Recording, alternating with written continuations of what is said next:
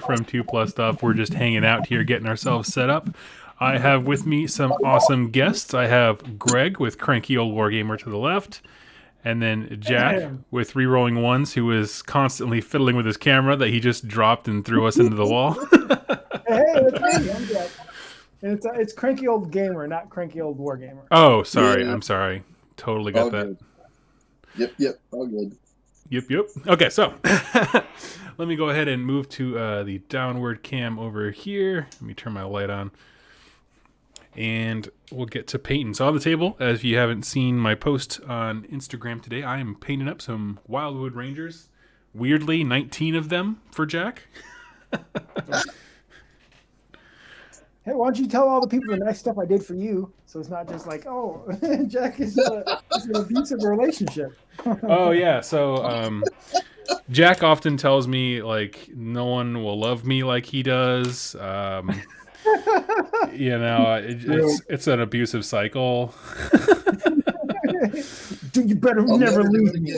Exactly. He loves you so much I could die. No, I got some Keratin Overlords and what else was there? What was this KO? Okay, yeah, Keratin Overlords. Yeah, I got my KO back, so that's the second army that's gone full circle, round robin again, next to the Iron Jaws. So what are you guys working on? You want to hear the story behind me? Like, I think Doug would like these back. I got I got about 1,500 points of KO that's mostly unassembled, all for my Tempest Die army that I'm building. And I was like, well, the KO I have doesn't match my new color scheme. And so I'm like, well, I don't want it anymore, obviously. So let me give it back to Doug. There you go. That's completely legit. It's hilarious. I love it. Because I painted mine as a specific, I don't know what they call them, Skyport. But yeah. Mornar, I think it was. So yes. Yeah. So what are you working on now, Jack? I am working on a couple things. One, I have a unit of 10 Iron Breakers I've been working on, which they're doing kind of the batch painting where, you know, you do this color on all of them, then the next color and next color. It works, but it can be like disheartening because nothing's done. Yeah, you get to that point where it all starts coming together, but until that point, it's a grind. Yep. Yeah, and so I was getting that feeling because I was doing that, and then I've got to a point where like most of the colors are on, but I decided to completely finish one, then completely finish another one, and another one, and I'm done with 6 out of 10, so I only got 4 more, which they're pretty close to being done. Cool. But then I got distracted by this beautiful model. I'm not sure if you guys can see it. This is Greg, who is also somebody who does a lot of work for me besides Doug. It's not just Doug. I'm like I'm just starting a cult where I have all these Warhammer wives. It's pretty great. Anyway, so he made Balthazar Gale. He made a nice cloak for him, and now he's standing. Because if you not familiar with this model, it's supposed to be riding a Pegasus, and to make the model like go from riding something to standing is like it takes some skill. So I really appreciate Greg doing that, and I'm painting him up because he's the wizard for my Huracanum. Yeah, he's gonna look hot. You did have to work. You put some legs on him. He could stand by himself with the cloak. I was worried that the cloak wouldn't fit on the platform you were putting on, but it looks like he's gonna work. I can show you what it looks like. Because like it's cool sub-assembling because like the Huracanum. If here's a tip to people who are going to paint one, definitely sub-assemble it. So paint it in pieces because it's like you can't get into the nooks and crannies that nobody's going to even see when you're playing, so it doesn't matter. But you're not going to be those books inside. So yeah, I tested him out today, and he will fit on here. It is the little platform, and I'm going to actually magnetize him because you can build the Huracanum in 2 different stages. One with a wizard on it and one without. And if there's no wizard on it, they have like these extra kind of acolytes that write it. And if the wizard on it, just gets a spell and whatnot. Nice. Love it. Nice. That's awesome. How about you, Greg? What are you working on? I've had these Putrid Blight Kings primed on my workbench for over a year now. Oh yeah. So I figured, what better time than now when I can grind through my backlog and kind of get them done. I got a lot of projects like that right now. Um, got some Blight Kings on the table, and I got some BattleTech mechs I need to paint up. I Nice. just primed a great unclean one, so might break him out too. Ooh, is that would that be Rodigus you prime? It would be Rodigus. What color scheme are you gonna go for with him? I'm torn. I think I was gonna go with something sort of like Deathly Pale Okay.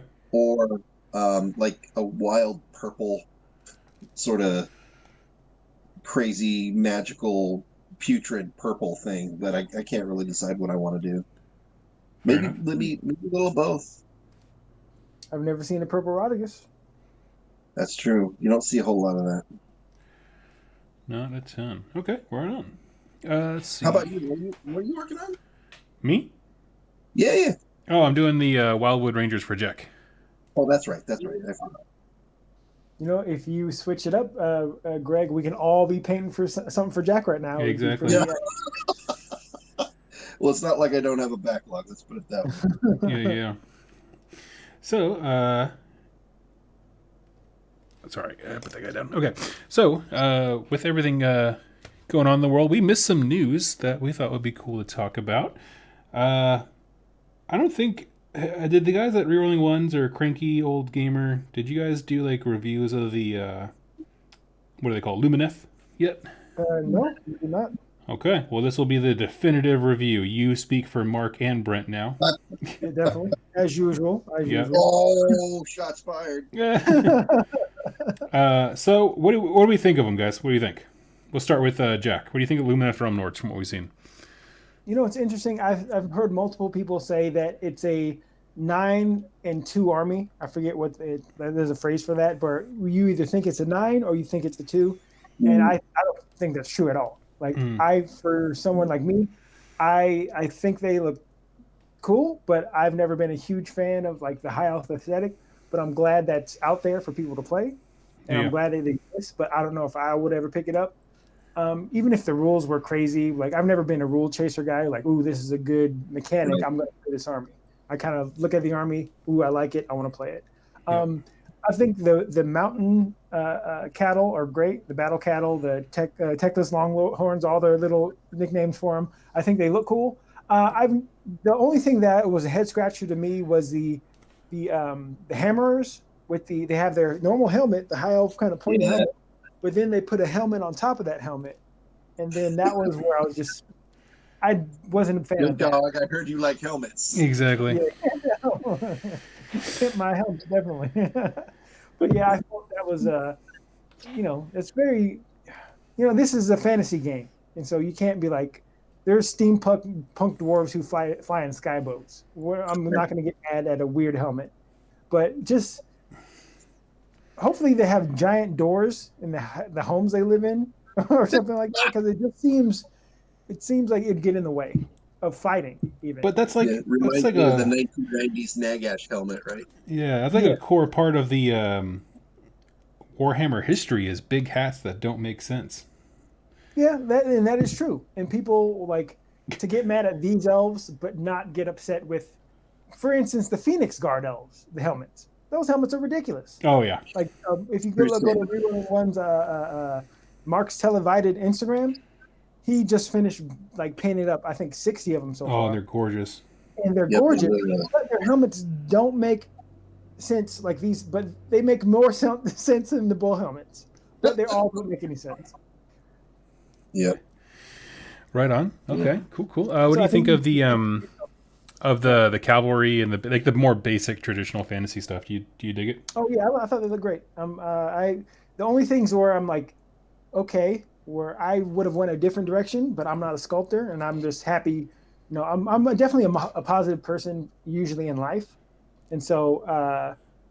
But the Techless model and the bull helmet models, I was just like, all right. But I don't like the zombies either, so I'm not going to quit the game. Yeah. Greg, what do you think? Lumineth Realm-lords. So I don't know. I'm becoming an Age of Sigmar wild fanboy, Okay. so I don't want that to taint what I'm about to say. No, But go for it. I loved it. I loved everything about it. I loved that they're taking risks. Like the giant bulls with the hammers for high elves. Like you don't think of that combination, right? No fantasy trope has something like that, right? And I keep saying it. I think Age of Sigmar is making all the right moves. I love that. I love that it was different. I love that it's a little bit weird, but it's still clearly a fantasy thing. I thought the sculpts were brilliantly executed. Um, I've kind of been on an army purchasing craze here. I was like holding back on the fanboying, trying to want to get them, but I don't think I'll get them. But I do like them. I like them aesthetically, and I don't tend to kind of go into, like Jack said, I don't tend to go into an army thinking, oh, the rules are great, so therefore I'm going to get that army. Yeah. Like the deep can. Like I love my fish army, so well, clearly they came out with a fish army. I got to get the fish army. Gotcha. But aesthetically, I'm all in. Okay. Right on. Right on. For me, at first I didn't care for them, and they started growing on me the more I thought about it. Where, like, I still don't like Teclis's pose, but I like the model. If that makes sense, Yeah. like their actual design of the person and his mount, but how they put those two together, I'm not a fan of. Yeah. I would have almost preferred him in almost like an Alarial, like riding on its back, casting a spell going forward or something like that. Right. But beyond that, like I really like the battle cattle. I'm not like part of the thing is like I realize that I have become all into AOS when I see traditional fantasy stuff and I'm like, that's boring. Yeah. You know, I saw the guys on the horses and the spearmen at first time they showed us anything, and I was like, eh. But then when they showed us like guys that are like wielding their own like, was it a Bastilla or something like that, like where they're shooting the huge arrow with 3 rounds and all kinds of when it gets crazy, I'm like, oh, now I'm in. The weirder things get, I become like that Vince McMahon meme where he's like leaning back in his chair, just like going nuts. Well said. I'm right there with you, bud.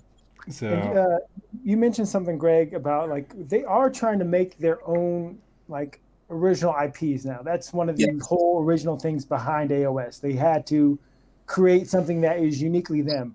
And these cow elves or whatever, for the lack of these Lumineth Realm-lords are their own thing. I don't think of Tolkien elves when I see them. totally. Right. If they put them on like giant birds or on, like lithe dragons or, like really, svelte horses or, it's just like kind of like really, something sleek and muscular and kind of speed and deadly, you would have said, oh, okay, canonical elf trope. Yeah, because And no one they would have. definitely want to make unique things. That's like it's part of their, I think, mission statement now. They don't want to go through the headaches that they went to in the mid 2000s or whatever, where they just need to create stuff that is uniquely Games Workshop, and which these are. Yep. Everybody in the chat, see they're all chatting about it too. Hello, Joseph. How are you? Let's see. Does anybody in the chat think we're crazy? I see a whole lot of different opinions that are. I mean, like some agree, some don't. But it's whatever. Yep. So I don't know. I love the big cow like aesthetic, like the big guys. I want there to be some small version of them on the table, if that makes sense. Ooh, like interesting. some heavy infantry that bridges the gap between the normal fantasy dudes and crazy cow guy. Do they have a model that's kind of like, it seems like the factions now have like that elite intermediate size model, like the Necropolis Necropolis Stalkers, kind of like on a 40 or 50 mil base. Did they have, I forget, did they have something like that? If they do, they haven't shown it yet. Yeah. There's one thing about the cow guys that I do not like, Okay. and that is like, I don't like a model that is different dimensions than the pictures of it. Because in the pictures, the cow guys are mountain sized, and you can't do that in a tabletop game. And so they're much smaller. Make them that small in the pictures. I don't want to be like, well, actually, this thing's huge, but it's represented by this like avatar or whatever that's this big, but it's like God Beast size. I don't want a guy who's mountain sized, but he plays like a hill. Fair enough. Could that be fixed by? Are you saying? Just make sure I'm understanding what you're saying. Could that be fixed by putting a model size comparison next to it? No, just like when you draw it, make it standing next to an elf, make how big it is in game. Oh, you mean in the art? Because in the art, they're like the size of a mountain. Gotcha. I thought on they're the size of a gargant or something. Yeah, you know? That's a fair point. Right on. Hey, Josh, my brother's here. Hey, Josh. Still it on. Let's show the public. See, he does paint. Yay! He did the thing. He put the paint on the brush. Right on. That's half the battle right there. We got a response saying that yes, we're crazy, but like in a good way. I'll take it. Fair. And like, I don't think people enough people say this is just our opinion. You can disagree and be right. No, like it's our opinion. It's not like a factual statement. Like this is how it should be. It's like, this is how we think.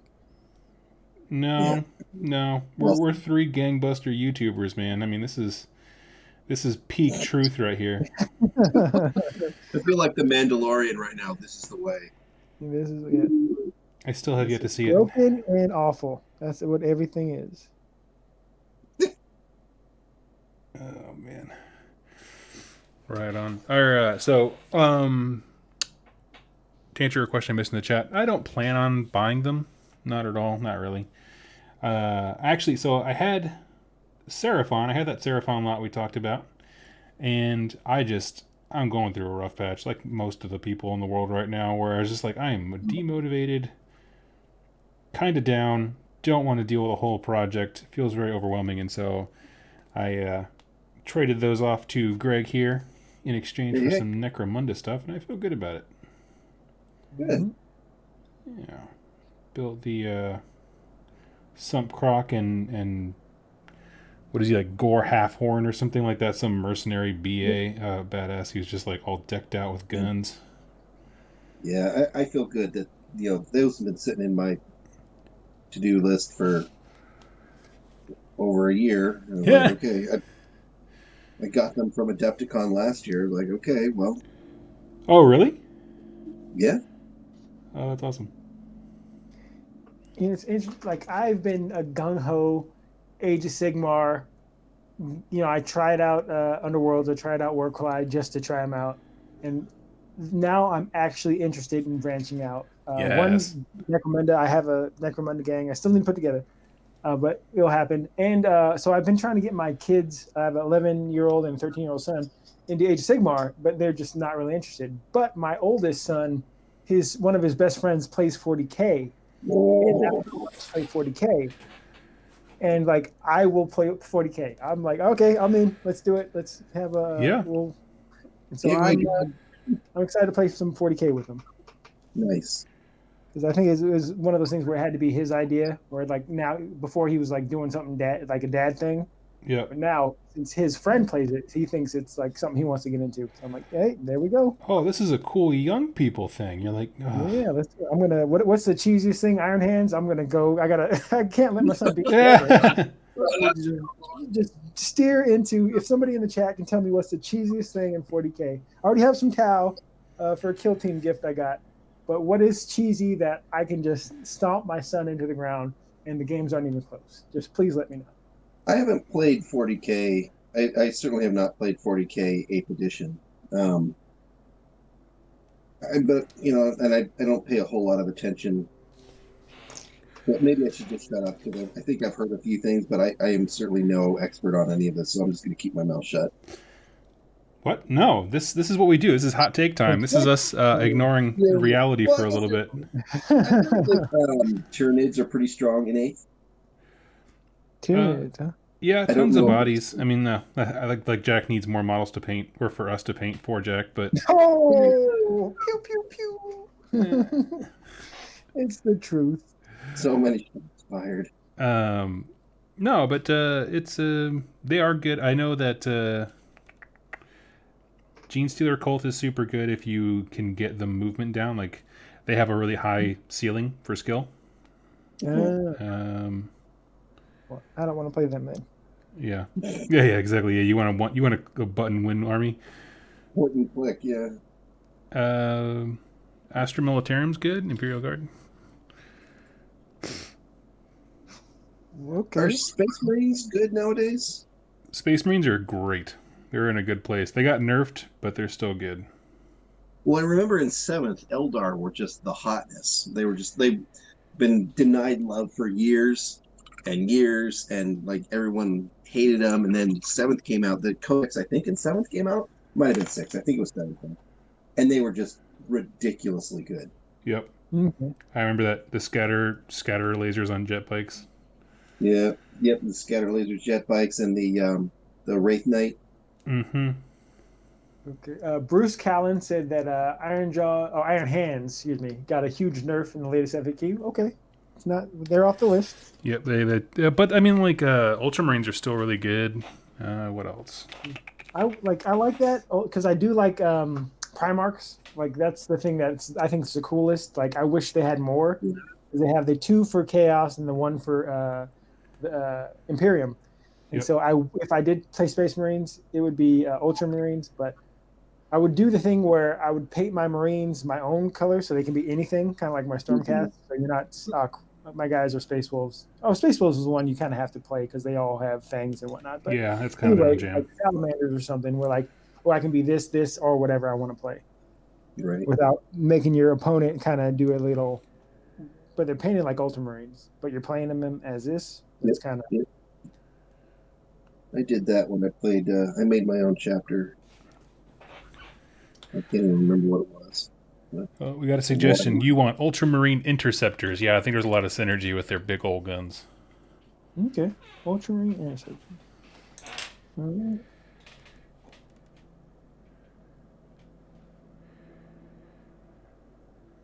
Let's see. Are Tau pretty good? I heard mixed things. I hear it goes between because I got that big Tau lot that was used that someone was getting out of the hobby and they just gave to me. It was like the old models, whatever. So I was like, oh, let's see how this works. And like the spectrum went from like this is hot garbage to like, hey, I came in second at my local tourney. You're like, well, what? Right. Not helpful. No, not even a little. How about Necrons? I only know Necrons locally because like Let's Play Cafe, there's a player who has them and he kicks tail. I don't know, but I don't know if that's like just a local thing and like folks haven't adjusted to it or what. But right. Okay, Ultramarines. 6 shots, a guy with at -3 rend. That's pretty nice. Tau, we're good. Okay, or we're good. 40k, I play Mortifactors. Their lore is amazing. Okay, and Death Guard. Mortifactors. What's Mortifactors? Oh, I assume it's. He said it's a founding using the Ultramarine gene seed, so I assume it's an Ultramarines variant. Oh, it's an Ultramarine chapter or Space Marine chapter. Gotcha. he also Magus trying to pronounce his name. Zever. Necrons aren't great. Well, that's cool. I'm not interested in anyway. Space skeletons. I'm cool. Yeah. I'm torn on them. Like some of the models I love, but in other ones I'm like, I don't. That's the thing is if you don't like the basic warrior of your army, it's a real tough call, Yep. Because that's Which generally ones what I you like have the are most the were they Catan? They Yeah, it's well, like the because they're so Catan were different the models. Like all of a sudden you have all these like space robot skeletons, and then you have these floating, just like buff Adonis guys, and I'm like, what is the story behind this? The Catan were a race that the Necrons tried to.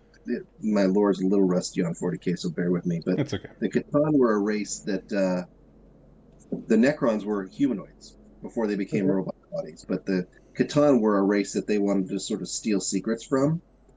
And they ended up kind of stealing the secret of everlasting life. I'm butchering this, but basically, they're a race that they sort of tried to fight with, and they ended up like damaging their DNA by trying to do this transference process for everlasting life, and the Catan deceived them.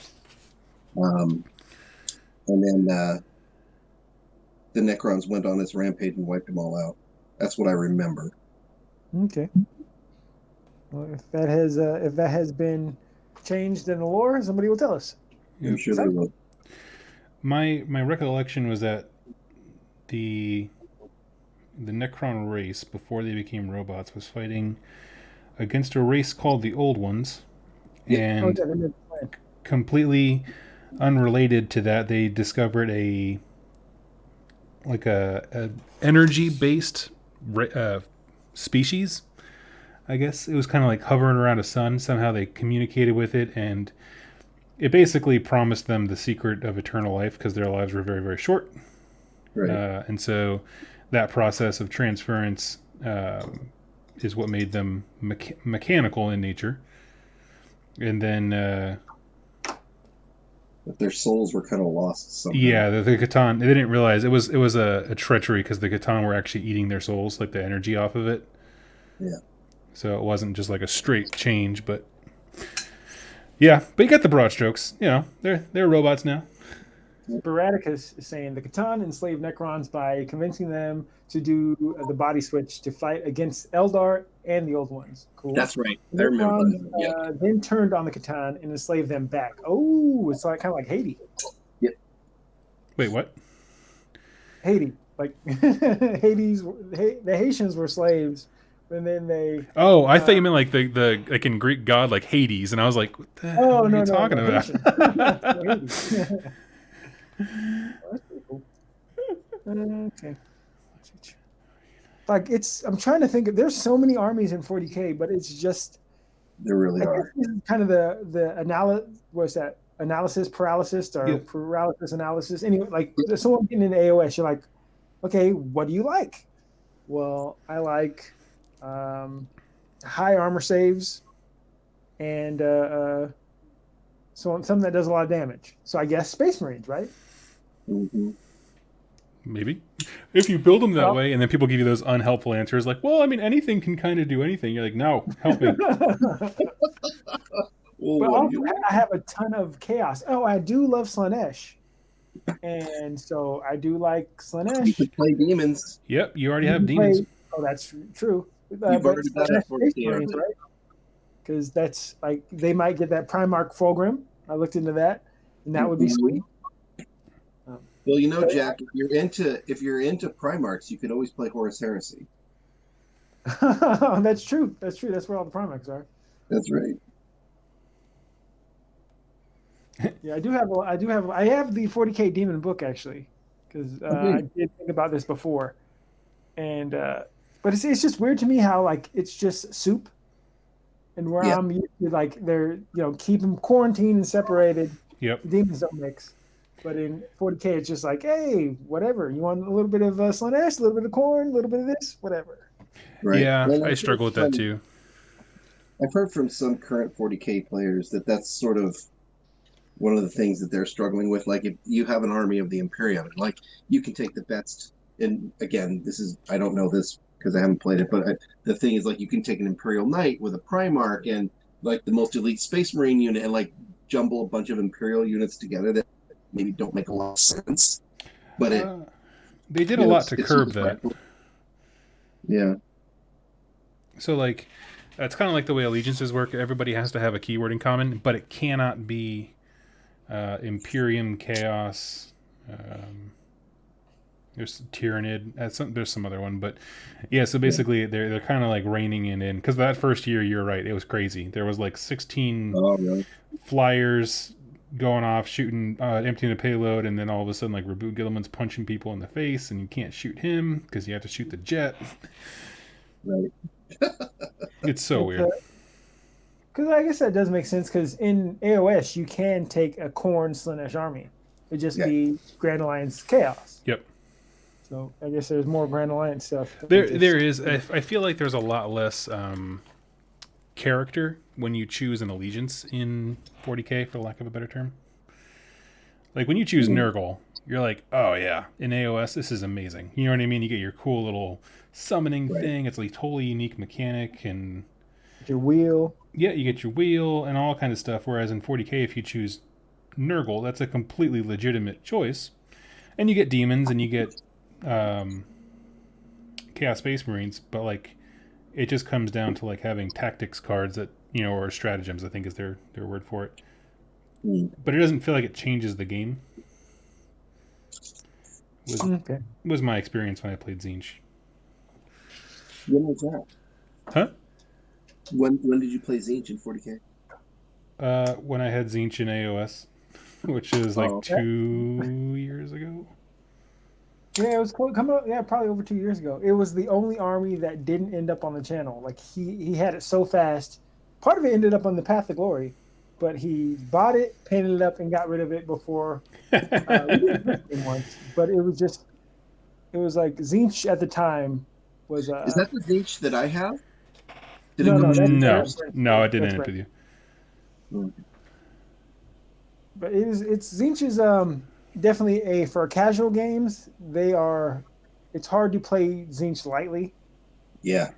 Where it's just like Slanesh when it first came off, it was hard to play a friendly game with them just because that mechanic of making you attack last was so powerful in a game where a lot of casual games there's not a lot of shooting.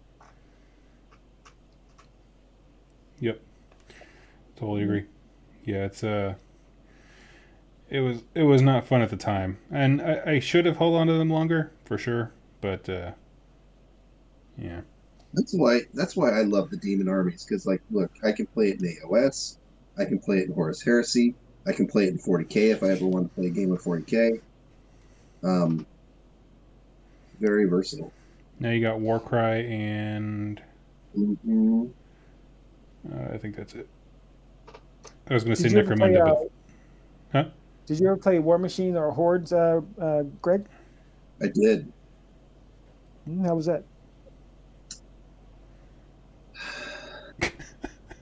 The long sigh of reminiscing about war memories. I'm not going to sugarcoat my answer. Go for it. But I will give you a legit answer, but it could take me a little while to formulate. Really great, tight rules. Very unambiguous for the most part. Like, your units did a thing, you knew what they did. There was no arguing what the rules meant. The phases of the game were very tight. It was good.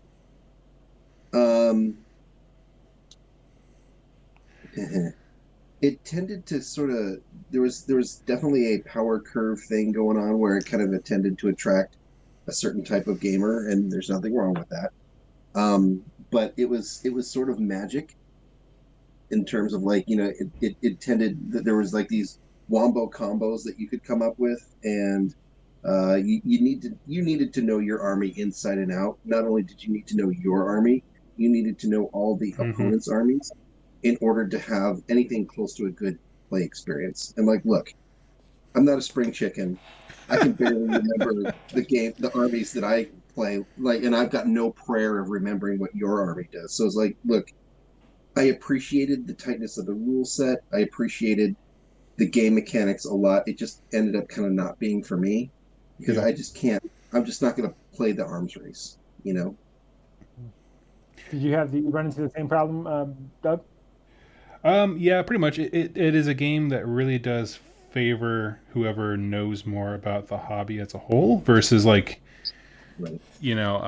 I picked these models because they're cool and thematic, and I'm good at using them, right? Which is kind of where I fall. Like, I learned how to use my army very well, even though it's not optimal.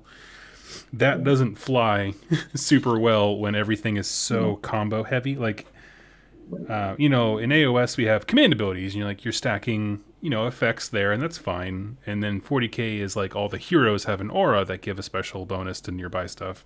But in War Machine and Hordes, it takes that to the nth degree. Yeah, it is at a ridiculous level. And it's like, you know what? I admire I tremendously admire people that are good at that game, and it's a hard like. When I think of that game, I think of chess masters, right? Oh yeah. They know that game on a different level. It's just like I kind of came to this conclusion because I went to LVO.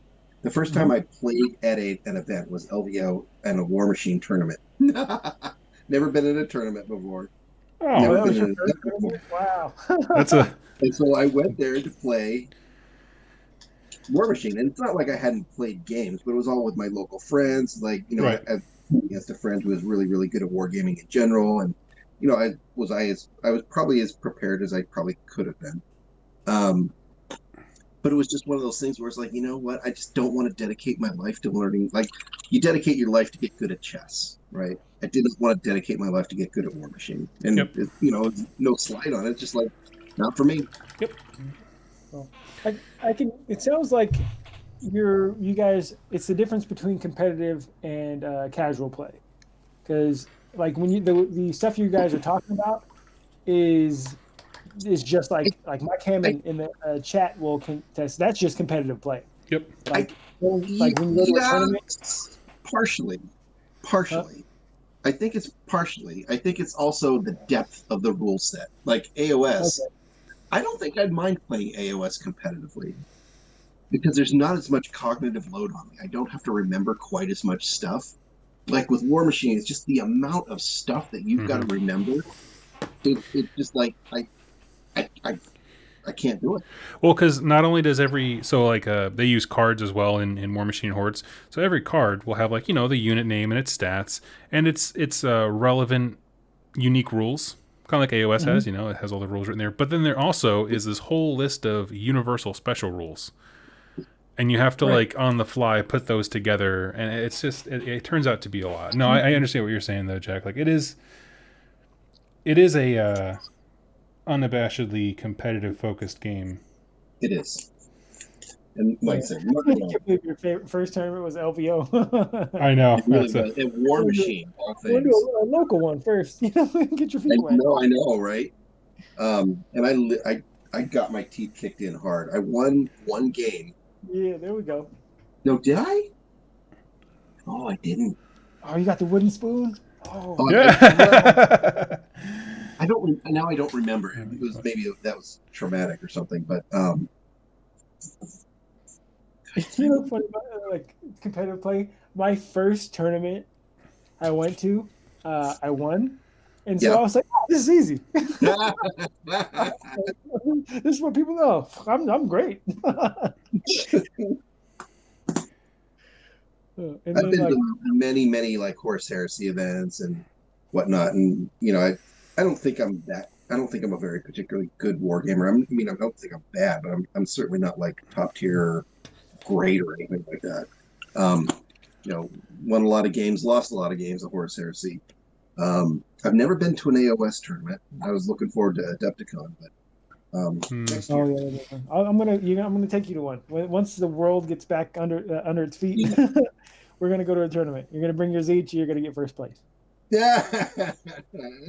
It's going to be great. Tournaments can be fun, but they also can be unfun. It depends on your opponent, obviously, because you do get some people like. It's sad to say, and I'll say this: like 95% of my games have been great, but with any competitive thing, if you play competitive Magic, there's always somebody who's gonna look to get any advantage that they can. And we'll just say cheat. There are people who will cheat. Yep. But that's rare. But it does happen. Have you guys heard of the Ultimate Power meme? There's like a Warlord, not a Sky Shield landing pad in 40K. Have you heard of that? No. Have you seen any of the memes? Anyways, there was this really I don't know if you want to call it famous now, but like infamous turn of events at Adepticon last year, and this is not going to necessarily resonate with you guys because you don't play Horus Heresy, but there's a Warlord Titan, which is like a giant unit that's like 1,000 points or 750 points. It's a lot of points. Oh, I do know this story. Yes, please go on, tell it. Yeah. And so he found a loophole. This guy found a loophole in the rules where he could take a Sky Shield landing pad, and he put a Warlord, or not a Warlord. Oh my God, he put a Warhound Titan on top of it. No, a Sky Shield landing pad, if you flip the edges up, gives you a four up invulnerable save. And so the Warhound Titan was so big, he put the Sky Shield landing pad down, then he put the Warhound Titan on top of that. It was so big that the toes hung over and he couldn't flip the thing up. And he said, "Oh well, they're up, right?" And then he would put a psyker on there who would like cast invisibility on it, or cast prescience on it, so he get to reroll all of his shots. And I actually played against that guy at Adepticon the year before last. And that was a negative play experience. Yep. Oh, so you've been at Adepticon Oh, this is Adepticon, not LVO. So you've done 40K tournaments at Adepticon? I've been Adepticon twice. And these 30K or 40K? 30K. Horus Heresy. Somebody asked something about 30K in the chat. Do demons have rules in 30K? Yes, they do. Good question. Yes, they do. They just came out with some rules for them. When I say just came out, like within the last year or so. Yes, they are called the Demons of the Ruinstorm, and you can use the models that you use for demons for AOS or 40K, but you can kind of customize them, and so like they don't have a bloodletter or they don't have a plague bearer, but they've got demons, and you can kind of give them like festering wounds or this, that, or the other thing that kind of make them like the demons that but they don't actually call them that.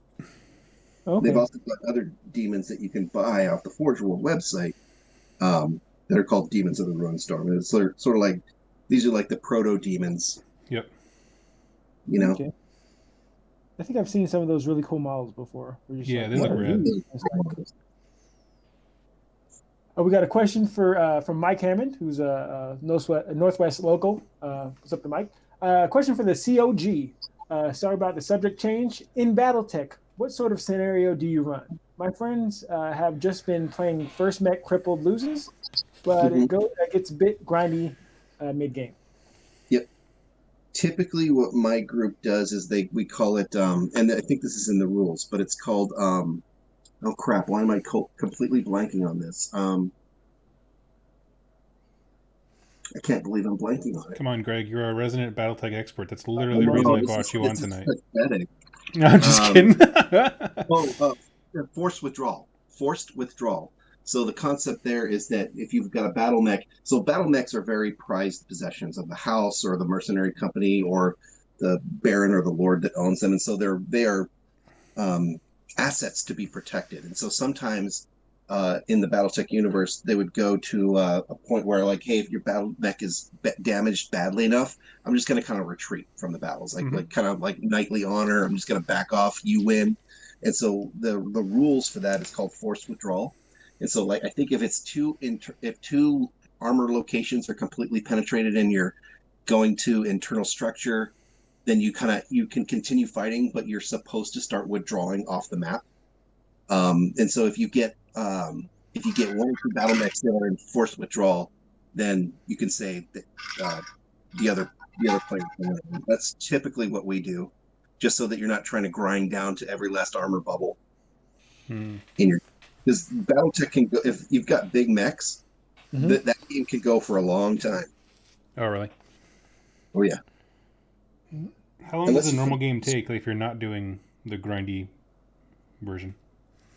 A typical game for BattleTech is for let's say you and I are playing, Doug, and I've got a typical game is one lance each, and a lance is 4 battle mechs. Okay.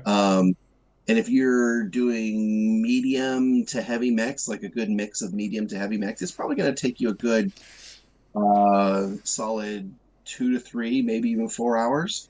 Oh wow. Four is probably on the long end, depending on if you've got really, really heavy mechs. But it could take a while. Okay. Like if you had a lance of all assault mechs, definitely going to take you about 4 hours. And so, of those 4 hours, I'm trying to think of how to word this. Okay, I'm just gonna go with the blunt way. Is it interesting for 4 hours, or is it like when I play Kill Team, and I just feel like I'm rolling dice, and all I'm needing is sixes, and I don't hit or wound anything, and it's just like, why am I here? Um, it depends. I guess I would answer that question as it depends. I think classic BattleTech can get into this, like the person who posted the comment, it can start feeling a little bit grindy if you're like shooting and missing or shooting, but you haven't penetrated armor. That's why if you've got like the bigger the battle mech that you play, the more armor it's got, Right. and the longer it would take to burn through all that armor. Gotcha. That's why I tend to play more like medium and maybe a couple of heavy mechs because the games are faster. Right. Now, the other thing you can do is that you can the amount of points that each battle mech costs you can be modified by the pilot's skill levels. So you've got two different skills. You've got piloting and gunnery. And a typical battle mech pilot has a 4 gunnery and a 5 piloting skill. So a piloting skill is like, hey, if you're running down a mountain, you might end up slipping because you're going too fast. You have to roll a piloting skill check. Or if you're trying to punch another battle mech, you've got to roll your piloting skill. You've got to roll that number or higher on 2d6. So with like, if I had a piloting skill of 5, and let's say there's no modifiers, 2 mechs are standing right next to each other, and I'm trying to punch your mech in the face, I've got to roll a 5 or a higher. Now I can spend points and get my piloting skill, and the same thing with gunnery. Gunnery skill of 4. If I'm shooting at you, I'm standing right next to you, no modifiers. I shoot you, I've got to roll 4 or higher. Yep. Now I can pay points to get better skills.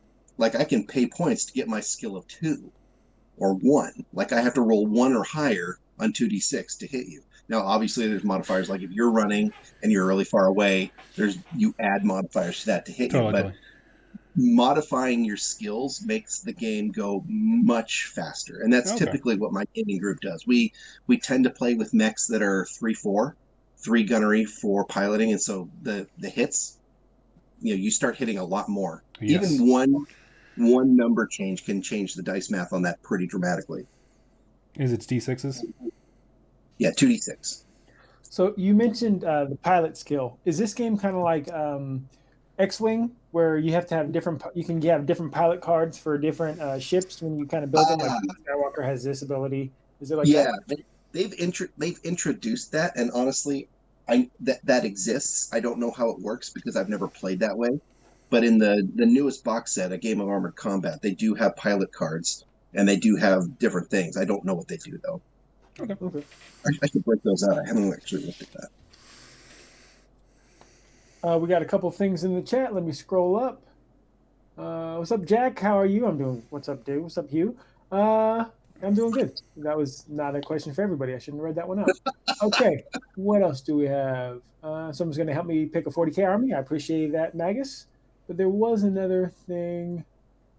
Come back to me after I find it. Oh, here it is. What legion do you or would you like to play in Horus Heresy? And that's a great question. I would do Night Lords. Night Lords.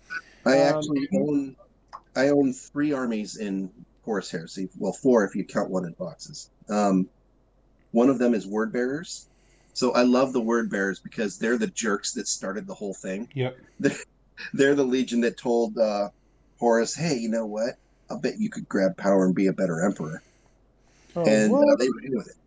And boy, they're such slime bags. I love them. And they can summon demons. They can summon demons, exactly. Doug knows his Horus Heresy lore. I dig it. I have a question about Horus Heresy. Are there any armies in Horus Heresy that in the current timeline are evil, but when you play them in Horus Heresy, they're good? Oh yeah, lots of them. You can play any it depends on when you play them in the timeline. Like from a lore perspective, you could play Word Bearers that are loyal. Basically, Horus Heresy breaks down into loyalists or traitors.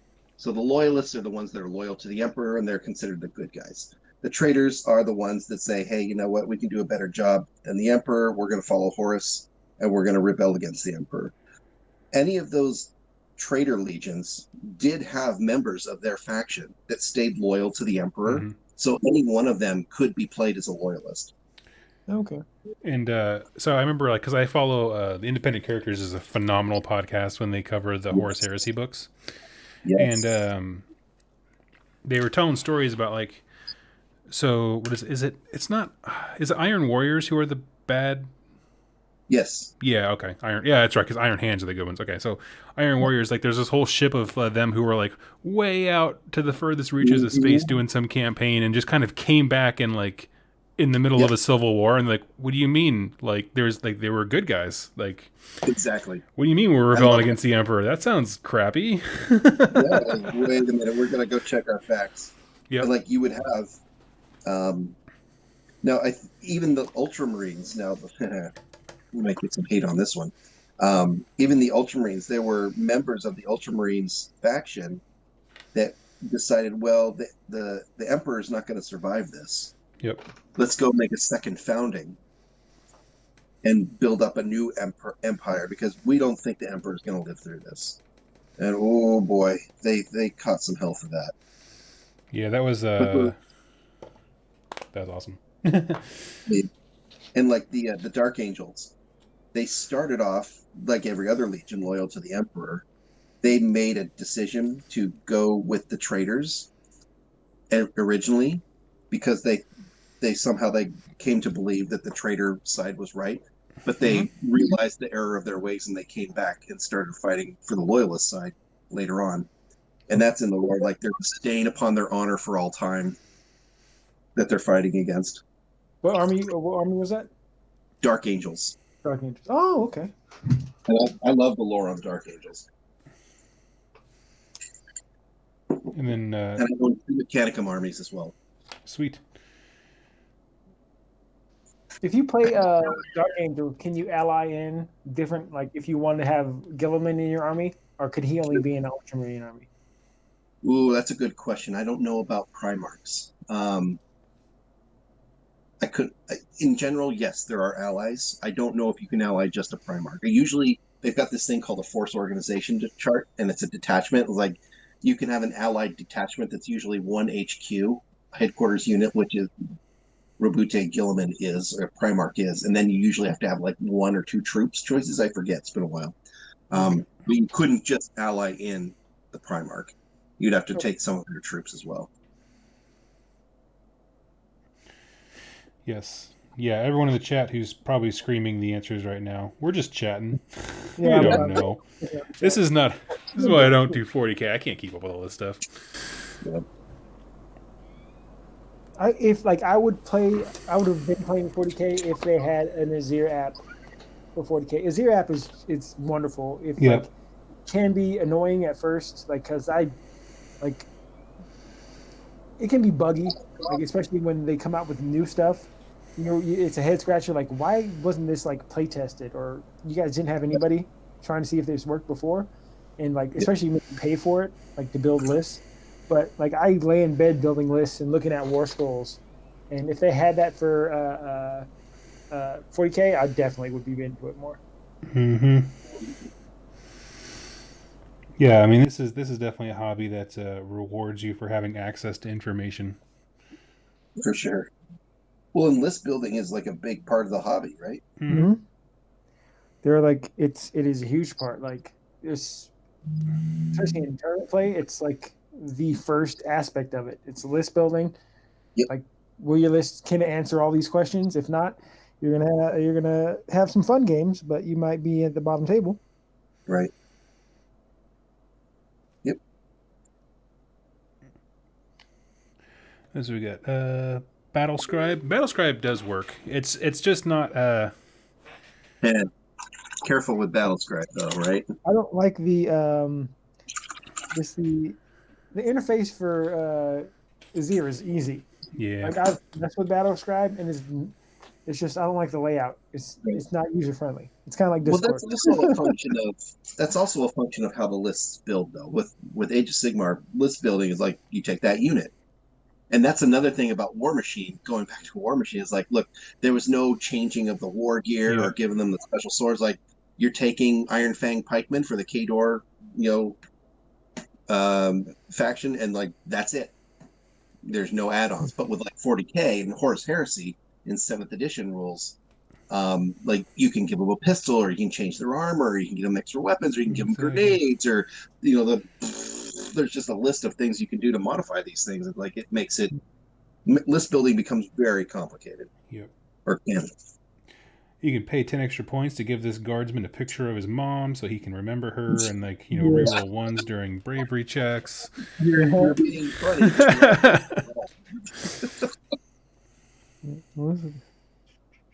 Yeah, no. I know I applaud them for trying to go the way of because, like, what did they call them? Power level? Is that what the I nomenclature think they that's use? like an 8th edition thing, you mean? Yeah, like Yeah. it's there. You know, people. I mean, they don't. The problem is they don't update that like they do points. Right. And I was at same podcast, Independent Characters. They were talking about that of, like, you know, that they feel like they kind of messed up because they put the power level straight on the actual data sheet as opposed to right. AOS, where and there's no mention of points or costs on the actual war scroll. Yeah. So I don't know. It's an interesting one. The you know how they have the Primarch models for 40K, 30K that are coming out. Yeah. Are those are they playable? Or are they just kind of models that you look at and it's like, hey, this is a statue I have, kind of thing? Definitely playable. Yep. Yeah, I watched the one where what was it? It was Gilliman versus something, and, like, Gilliman gets his 30K variation, like, he gets better at fighting you the longer he stays in combat. So, like, every turn you're in combat with him after the first, he gets, like, better at hitting and better at wounding and all this kinds of stuff. Does Gilliman have two models, like one for 30K and one for 40K, or do they use the same one? Oh, they're different. Oh, cool. Okay. Greg, somehow you joined again. Yeah. Oh, crap. All right. Hold on. I can kick you out here 1 second.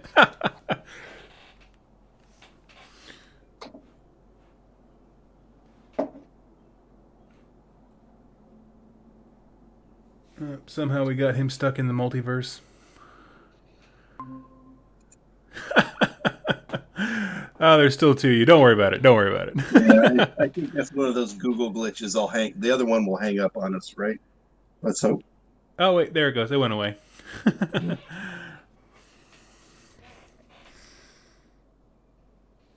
Let's see. Greg's evil twin, says Vinci in the chat. Yeah, yep. This is Craig. It's just you with a mustache or a goatee or something. Craig, always wanted to be a mustache twiddling villain. So yeah, I like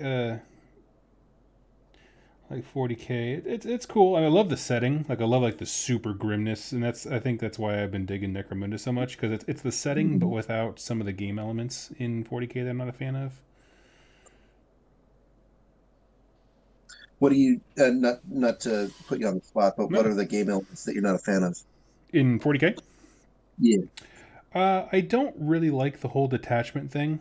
I want armies to be more flavorful by staying in faction. So you can take, like, one detachment from this, one detachment from that, and that's how you get your soup that we were talking about earlier. Right.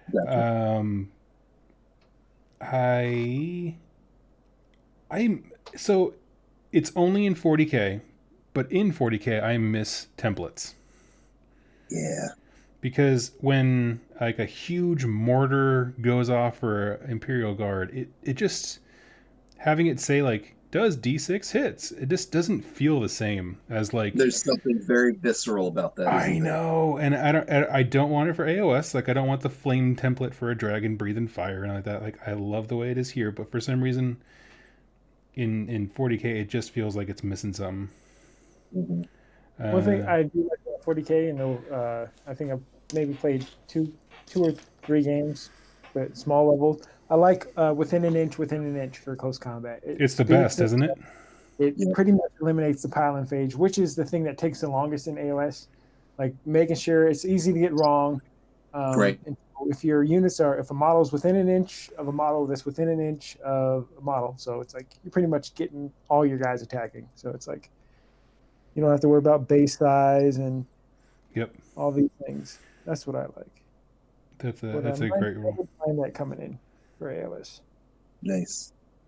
What else? Yeah, most of my stuff is list building.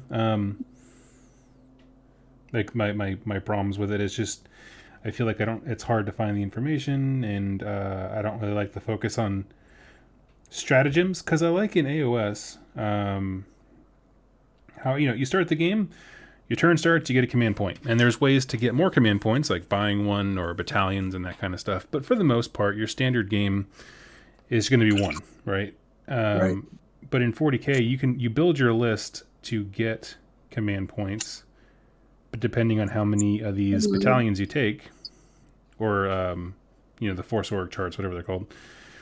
And so I don't know, it puts a stronger emphasis on list building.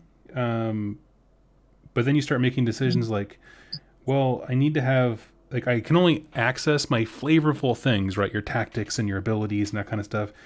If I change my army in such a way as to maximize the way that I get command points, Gotcha. literally how it's built.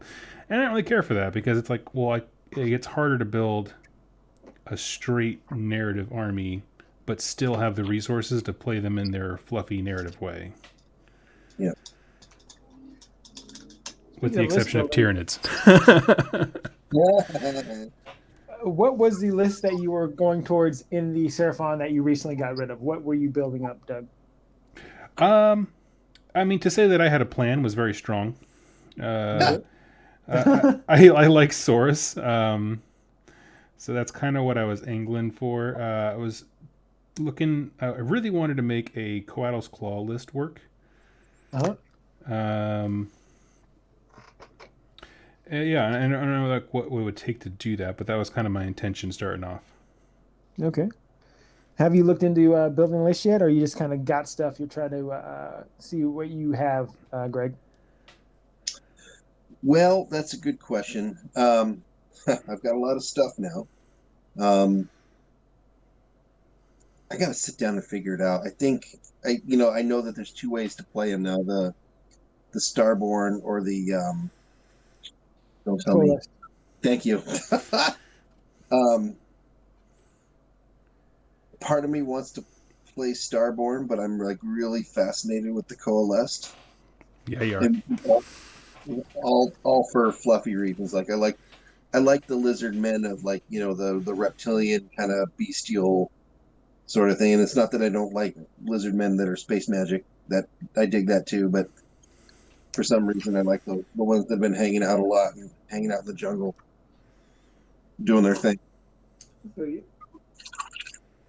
Yeah, this whole, because all the tournaments have been canceled. There's been like 3 GTs that were canceled, and rightfully so.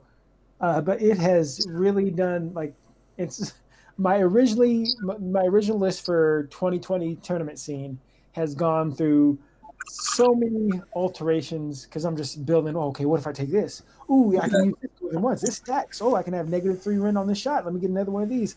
I've spent way too much money on these theoretical lists that I have. The reason why I have so much KO, because originally I was like, okay, I'll take this. Ooh, and I'll get 9 engine riggers. And they're like, oh, no, I don't want those. I want to get an Aether Navigator.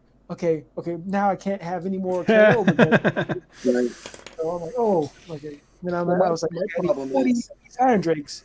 And I was like, I need to only get 30 so I can take another another Rune Lord.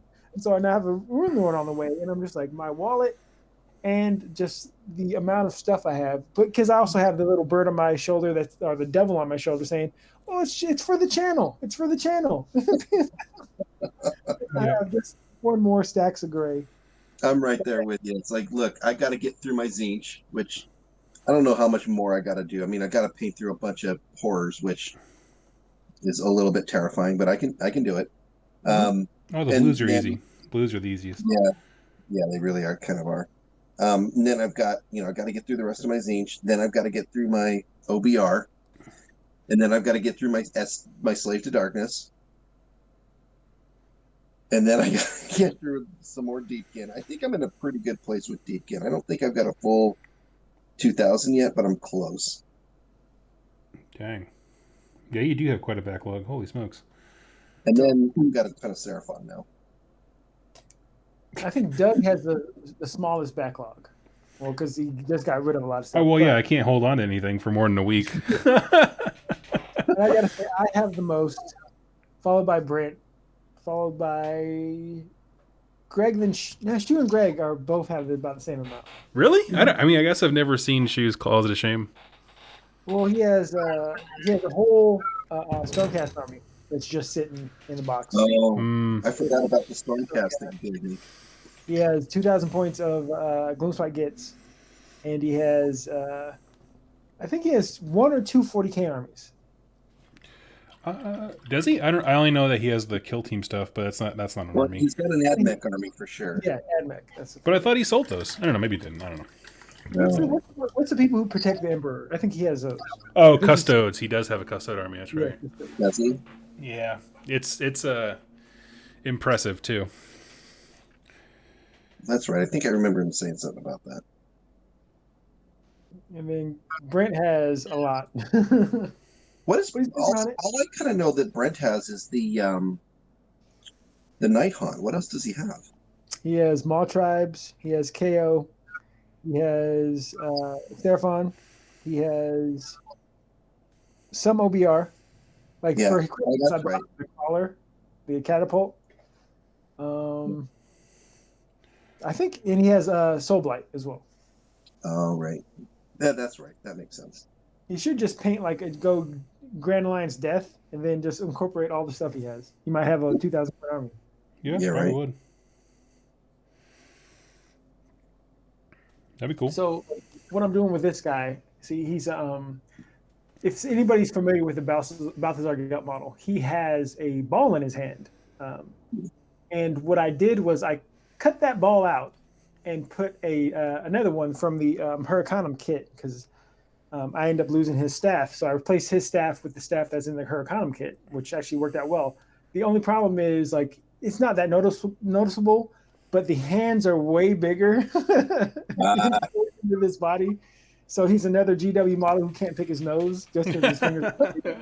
It's not that noticeable. And my plan is to see he has a sphere in his hand, and I'm going to paint that as the world that was. Mm-hmm. Because there's a lot of worlds and stuff on the Huracanum. And so I'm, paint Ulthuan. It's going to look messed up, but people will give me an A for effort. Is there a Huracanum model out there now, or is this a conversion that you're making because the model doesn't exist, or you're just making one because you got an idea and you want it to look different? Well, they have a Huracanum model, but I'm making alterations to it. Like the body is pretty much the same. Got I it. changed the horse out to get pulled by this guy. Yeah. Guy who you made the little Yeah. saddle thing for. And so he's pulling it instead of the normal horses, and this guy's on top instead of the normal guy. And I'm making all the worlds are going to be flat earths. So that's the plan. Gotcha. And I had this idea when I first got into AOS, and so it's kind of cool to me that I'm seeing this come together. And it was just the idea I had. Oh, that'd be cool if that was a thing. And That's I'm doing great. it. I love that. I became friends with Greg. Likewise. I have a dream. Make it real. Yeah, I'm an idea man. I'm not a. that's right. Jack's the visionary. I'm like, have you seen that skit from Key and Peele where the guy comes in and just tells him about Gremlins 2? No. Oh, where he's just. I can't explain it, but anyway, I'm just the idea man. I tell you, I want this, this, and this, and you create it. Yep. I want all my music in my phone. Make that happen, Greg. Well, it's funny because I'm a software engineer by trade, but that sort of stuff just baffles me. I have no patience for it. Because people do that all the time to you, right? They do. And I once got a shirt no, yes, I'm in computer science. No, I will not fix your computer for you. I love it. My family and my wife would often oh, Greg can help you fix your computer. No. Your services. That's right. No. Well, and she also does this thing. I love her. Don't get me wrong, but she signs me up when we go over to a friend's house. Oh, Greg will run the barbecue for you. Oh, He'll grill the burgers for you. I'm like, I will. See, when Jess does that to me, I love it because it's like, thank you for giving me a socially acceptable way to not talk to people. Well, you know what? And that's where I've come to be. It's you know what? I can actually tune out, and it's cool, right? How's the grill, Doug? Great. Turns away, starts scraping something off the side, Yes, exactly. One of the best decisions I made in life was getting rid of my truck when I had it, because it was like, oh, Jack can help you move. Yeah. I'm like, Yeah. okay, The hell he can. can I borrow your truck? Like, no, no. Yeah, how about no? I don't even let you know where I live. What makes you think I'm going to trust you to borrow my truck? That's funny. All right, it's time to start working on the bruises and Ooh. the open sores. Oh, gross. Did you come up with a? This is the Ragas. No, this is my Blood Kings. Oh, it's Vikings. Yeah, I wonder that does how get some good three of you tutorials. guys, because Doug, Greg, and Shu all play Nurgle. How many Blight Kings do you guys have together? So I know. I'm sitting at How many do you have, 25. Doug? You've got Okay. 25? Yep. Shu Nice. has 15, I think. I've got 15 as well. That is a lot of Blight Kings. Well, because the only models that interest me are the mortal ones. Like I have my my token plague bearer, so I can summon something, but that's about it.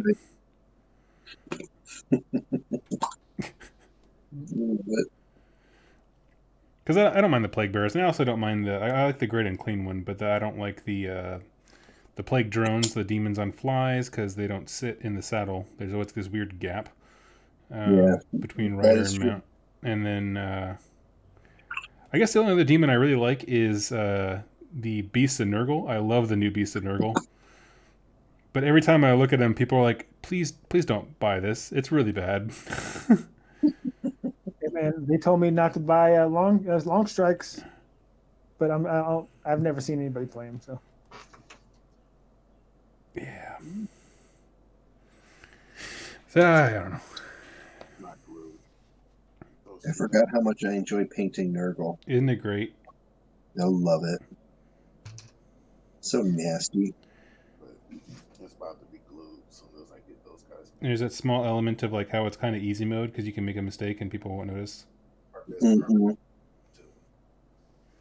the thing I don't like about I'm not a huge fan of monopose models. Like, so what if you want to run like 3, and all of them are going to have that one armed raise? That's why I'm a big fan of Greg's doing some alterations on his, what are the Immortals for the Bone Oh Reapers? yeah, no, the Necropolis Stalkers. Yeah. Okay, Stalkers. Did you post those on your Instagram?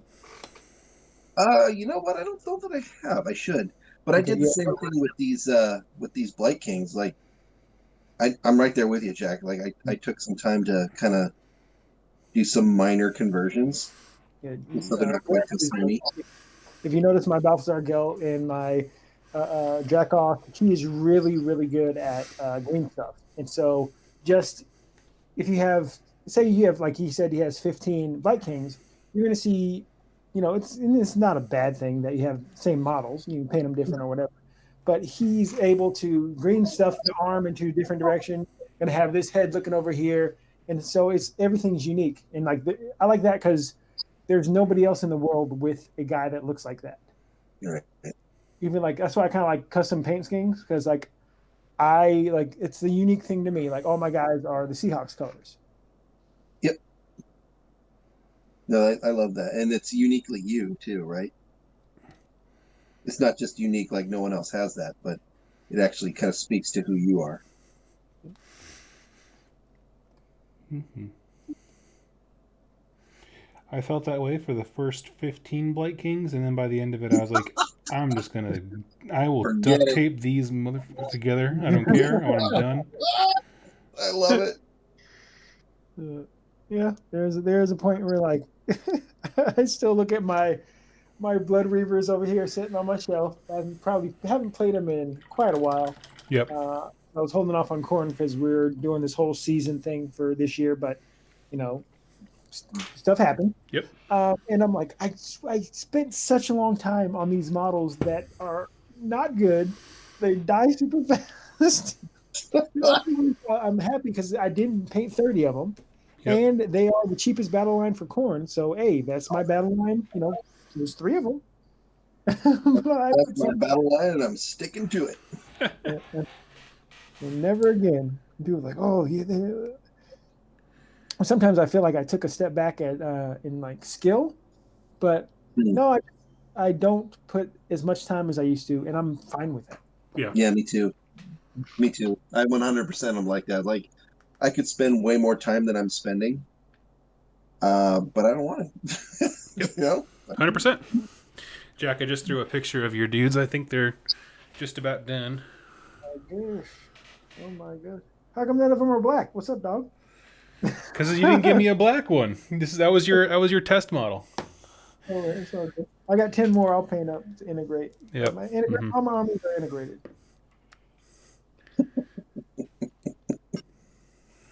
Thank you, Doug. Oh yeah, Appreciate no you. problem. You are the man. I really appreciate you.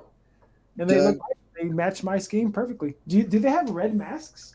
Yeah, I put red just for the ones who are covering their face. There's like 6 of them. I like that because it pops, as you say. Doug is so good at painting something that looks great, and he's fast. Yeah.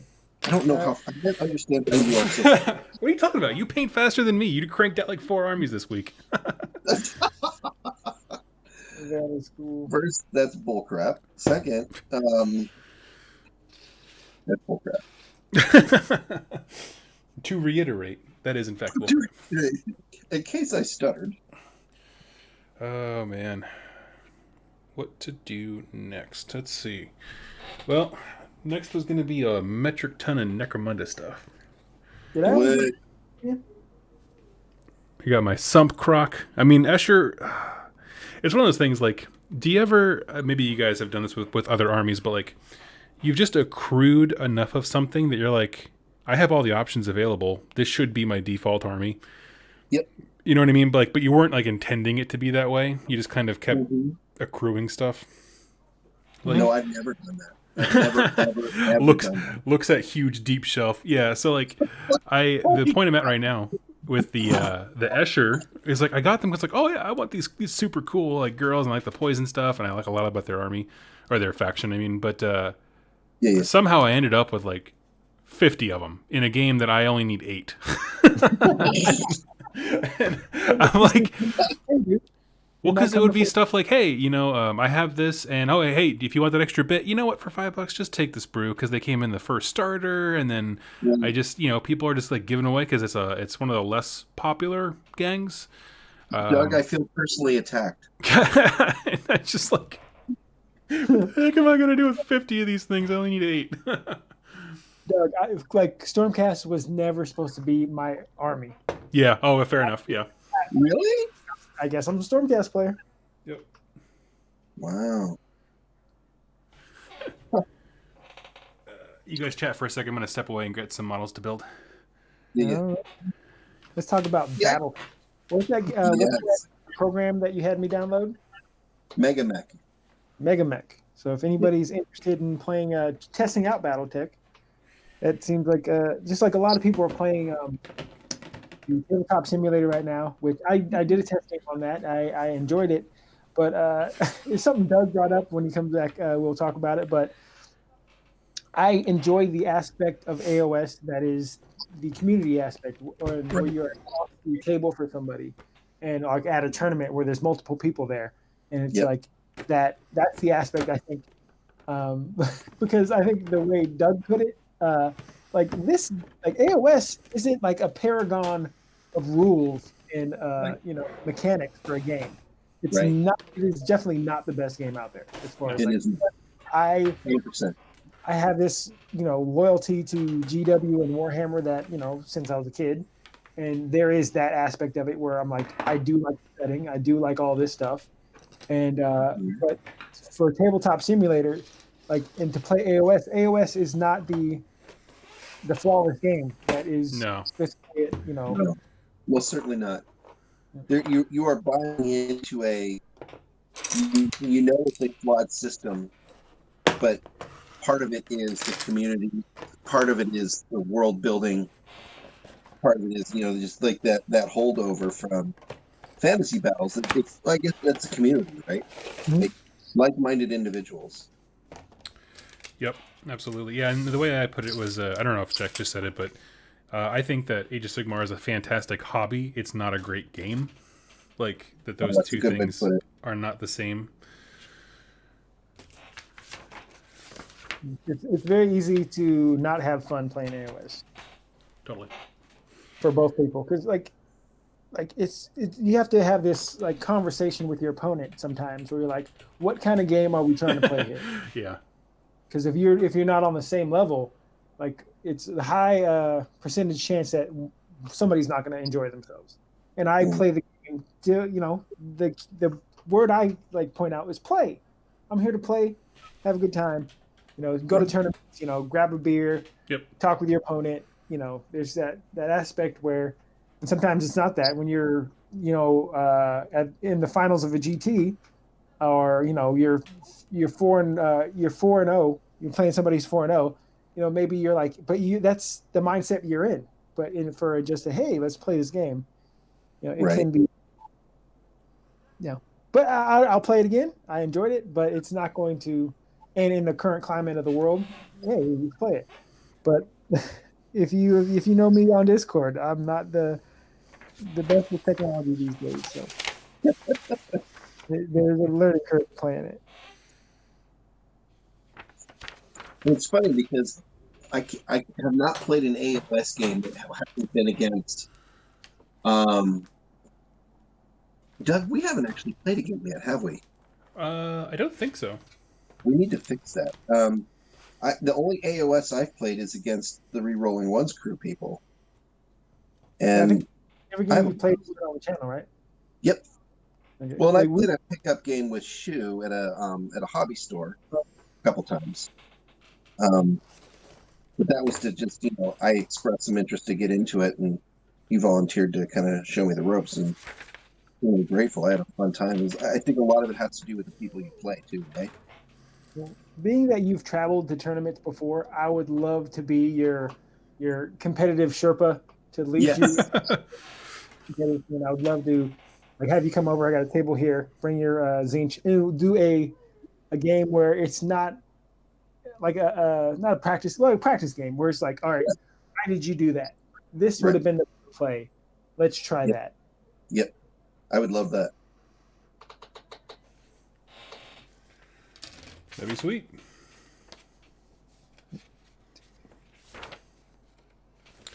I need to do that actually myself, just to reacquaint myself with Nurgle, basically. Any questions? Why is AOS not great? Why is it not great? I think we covered. I don't know that that's what we said though. It's not a great rule system. Oh, you mean like my comment of I think it's a great hobby but not a great game? Yeah. For me personally, it depends on where you put great. Like great is good is above average. Great is above good. Yeah. I think it's the same. That's a fair way to say it. So for me, what I would say is, I can put this down. I can think more clearly. So it's not an intuitive game. By that I mean the way allegiances work and you build lists and that kind of stuff. I had a whole discussion, and it's going to be a video this week of trying to explain this to somebody who's brand new, who has no exposure to the hobby whatsoever. And so we walk through it, how to build a list and what that means and where to go for resources. It's far too expensive to get into if you don't care about the models. You have to know so much about every army to be able to do well. Kind of if you're just talking competitive play and you're kind of removing the social and that kind of stuff aspect, it's a lot to learn. They don't update information and that kind of stuff nearly enough. Video games can do patches really quickly, but they don't. It doesn't really translate for us. That's kind of my overall thoughts. But I like to point out they're better than they used to be because they do come out with FAQs. Oh yeah. They are better than they used to be. Yeah. I mean, going back to the Is There app, which I'm a cheerleader for. I like that when they update stuff in the FAQ, they change it in the app so it is updated. So you can just that's the reference for everybody. But again, not everybody has a phone. Yep. Yeah. And, one thing I always, we've talked about, certainly Jack and I on this channel before, is like, we're allowed to be nuanced. So I can say, like, this is not great. It doesn't mean it's bad or that somebody should not enjoy Tabletop Simulator. You know what I mean? Like, there's... Yeah, just for me, or for Doug, and like I'll play it, but I prefer. I'm sure most people prefer it, but it takes away the aspects that I do enjoy about the game. Yeah. And There's that's a an great way to put undeniable it. social aspect to what we're doing, right? Yeah, it takes away the things I like most about the game. In fact. Yep. That's what I was going to say. It's the things that keep me coming to the hobby. Yeah, because it's okay. Like, yeah, I've said it before. It's okay to not like the game, but like the hobby. There is no okay to not like certain aspects of the game. Like, I took Shu to a tournament. He didn't have fun, and he hasn't been back since to a tournament. But he'll still play a game, joke around, and do all of the stuff that he enjoyed. But he didn't enjoy competitive play, and that was like he had just he got most of his stuff killed turn one in one of the games, just not know, because you can lose that deployment. And the second game was an opponent who just wasn't an enjoyable experience. Like, he was rolling one dice at a time, and it was just like, and it was the game was already decided. He's like, Killing me.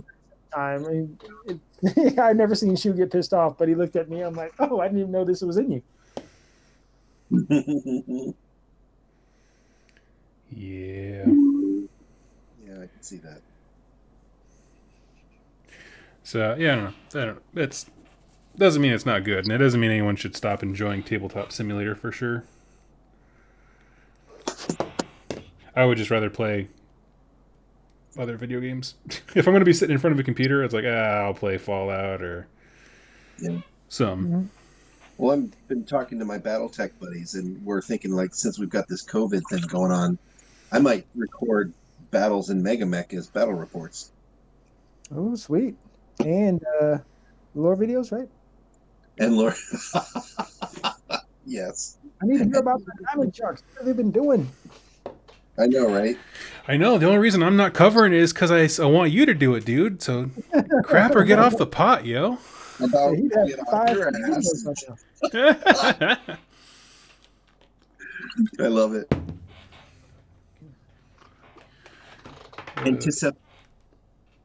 Do what? Anticipation.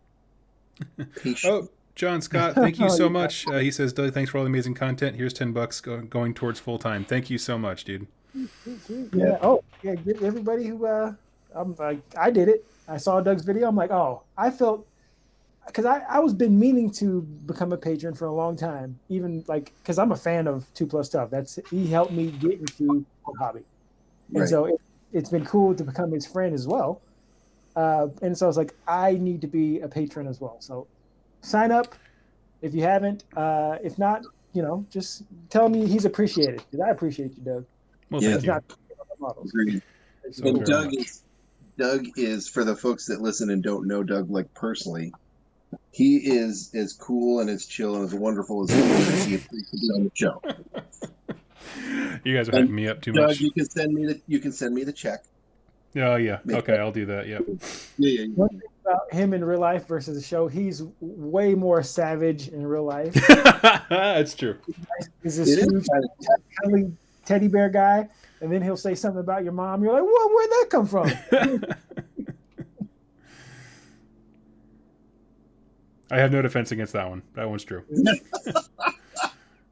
I love it. I love it. Yeah, we had good laughs when the whole, was it Turbo Dork color shift paint thing went down. Oh, God. The sword and steel. Oh my gosh. I'm looking at that. It's like, how is this a thing? What is going on? Oh, man, I'm not even gonna bring it up. I got you. Say it.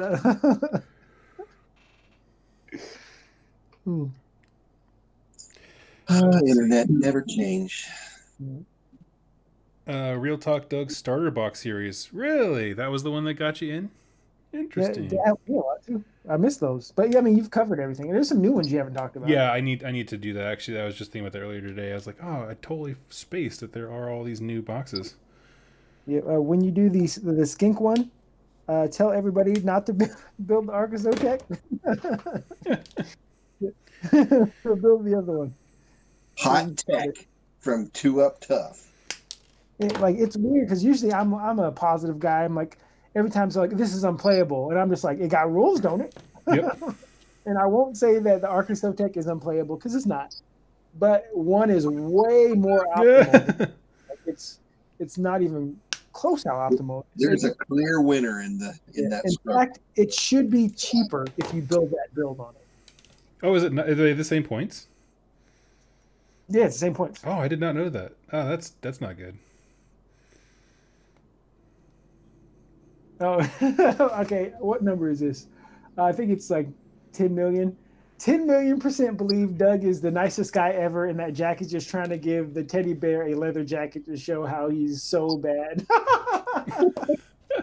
Hashtag truth. He's a thugged out Teddy Ruxpin. It's adorable. I love it. Yeah, Doug's a nice dude, but he'd cut you. Yeah, he will. He will cut you. You don't play with his money. You don't play with his lore. No. I love when you correct Doug on something about lore. He's like, "Hey, whatever." Yeah, I know. Yeah, this is all made up crap anyway. Well, whatever. Whatevs. Well, actually, Lustria is it's below Agaroth. I didn't read that. I was too busy making love to a woman when I was younger.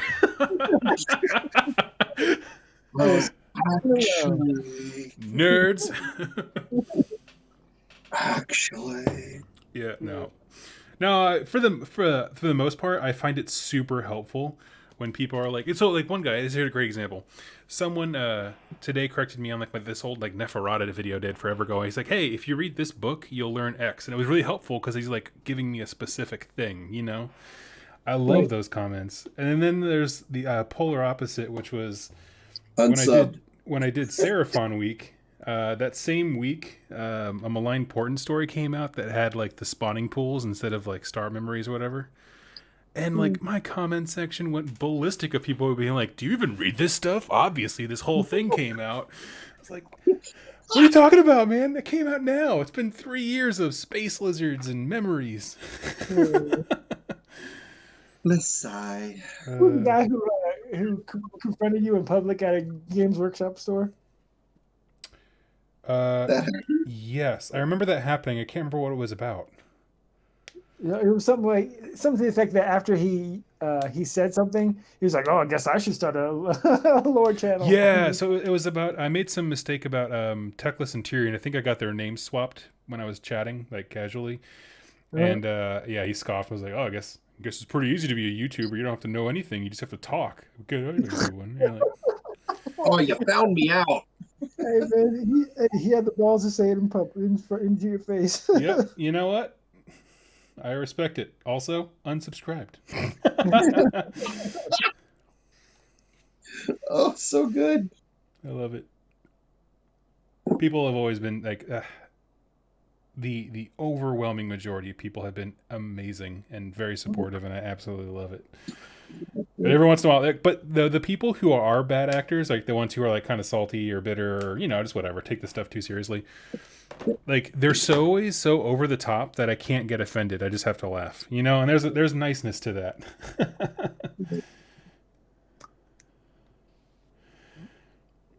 Yep. Where it's just like sense. You're so ridiculous that like my brain not only like doesn't want to take you seriously, but it can't. Yeah. So yeah, good moments. Let's see. It all comes out. Doug isn't omnipotent after all. Oh no.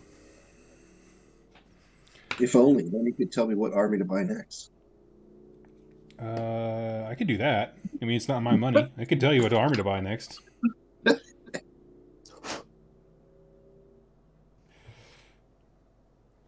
Lumineth Realm-lords so that Brent doesn't have to.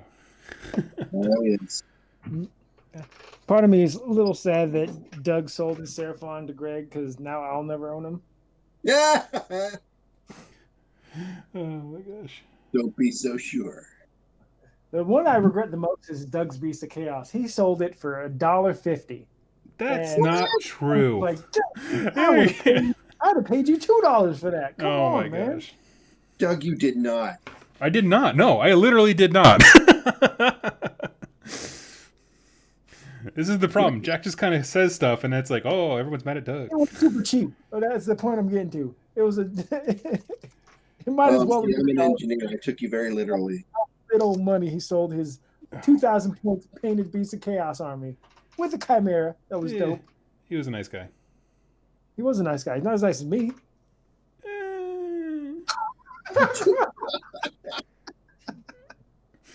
About that. Next topic.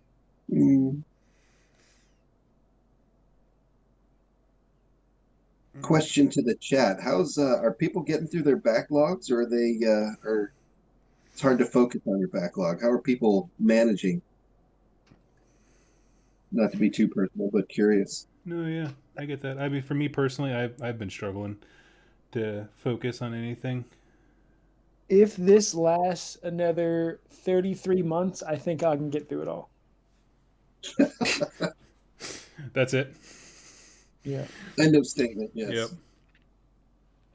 Like I went through and I organized a lot of my stuff. Not to mention, I have 2 armies that I didn't realize aren't here. I have a Flesh Eater Courts army in Canada that my buddy Sean Blake in the chat has. I need to get back from him. And Brent has my Fire Slayers army. And I have a closet, an organized closet the same now. But it's still like, it's way too much stuff. Vincey, don't feel bad. I'm the same way. Said he wasn't feeling it. Let's see. Now I need to do. Okay. Yeah, I organized everything, and then that's pretty much been it for me. What has people said about their backlogs in the chat? Let's check out. Fahad Malala. My back. Oops, stop talking. I need to scroll up. All right, here we go. He said, my backlog needs 2 lifetimes to paint to clear. Oh. That's bad. All right, and what else we got? Cold Shoulder. I'm back to work as in my country. I'm considered an essential service. So I have 3 entire 2,000 point armies sitting in boxes. What are those armies, Cold Shoulder? Yeah. And what do you do? I'm a UPS driver personally. And so I'm definitely essential. People need their stuff. But there are times where I'm like, I wish I could work less hours, but the paycheck's not. Let's see who else we got. So many left from Jordan Fletcher. Vincey Dinahar, rest in peace, my motivation. I feel you on that. You got to ride the waves. Like Shu told me that. So routine. I paint a little bit every night, and so when I'm inspired to paint, I just go to it. I'm painting as much as I can. I got these iron breakers. I got all these guys. I'm doing good. I'm inspired right now. But when you're not inspired, you rely on your routine. And I try to paint a little bit, like 20 minutes every day, because eventually something's going to get done if you paint 20 minutes every day. Yep. It's true. You got okay, you told me before how to pronounce your name. Is it Spezia? Spezia. Poet? Spezia. Poet. I work from home, but I work in mental health, so a lot has increased. Ooh. Oh yeah. Good. Yeah. Please be safe, y'all. I actually got a mask from my mom. I was one of those guys. Well, the government told me that the masks were BS, and now they're like, no, we were playing, dog. JK. I'm like, I got a mask now. I wore one yesterday. Alrighty then.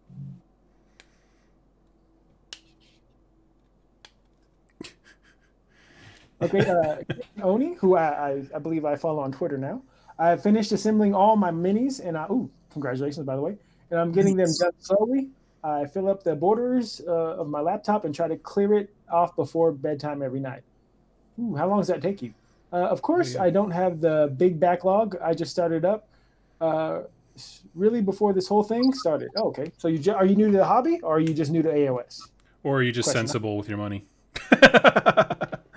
What was it? Were you making fun of me? No, No, no, appreciate no, no, not at all. Okay. Would never. Okay. Who What would is dream of that? John Scott says gray is his favorite color. That's pretty nice. They have a whole range of army. Isn't that Oh, is he? a Counting Stephen Crows lyric? Chan said, I finished my Gits Battle Force in record time during social distancing, as well as DOK Warcry Warbrand. Congratulations. Ooh. I would love to Nice. have everything done. And the only way that's going to happen is if I get rid of stuff. Well, the first step is to stop buying stuff, right? Yeah, that is the first. You know what? You're right. I need to get rid of eBay from my phone. That's my problem. I'll be like, oh, I need a Star Drake rider. Because I got a Star Drake for like $60 off eBay, and it's decently made. But it didn't come with a rider. Like, I need one of those. Yeah, And yeah. nobody's selling a Star Drake rider. So I'm like, what I did, I got Carl Franz.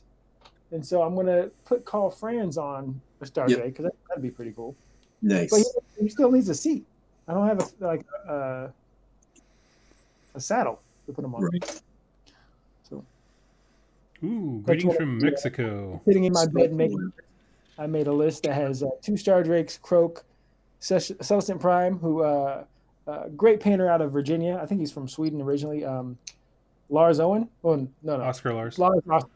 Oscar Lars. That's his name. He's going to paint up my Prime for me. Oh, nice. I think I follow him on Insta. Yep. Oh yeah, he's Very I met him prolific on Insta. last year, and he's a cool guy. Yeah. He gave us some intense form of liquor before we started playing. I don't remember. Do you remember what it was, Jack? What he gave us? Yeah, it was delicious. So I'm not sure what it was. I mean, but it was a shot. like rubbing alcohol levels. It was good. Yeah. Yummy. I'll be right back, my friend. Cool. Yeah. So let's see what we got here. Asteroid TV, hi from Mexico. My group absolutely loves 2+ stuff and rerolling ones. Oh, thank you so much. Good dudes. Let's see. I restarted the hobby after a long hiatus. Got about 2,000 points or so of Stormcast, and I'm starting a Chaos Monster army. Got some Demigryph humans coming in. Sweet. That's awesome. Yeah, man, the Cities of Sigmar release didn't make me want to start a Cities of Sigmar army. What did was the new Adeptus Mechanicus stuff for 40k, where they have like the mechanical horses. Yes. I'm like, I need a Demigryph Charger Knight army now. Like, I want to go to there. Yeah, so it's just been a lot of... Love it. Let's see.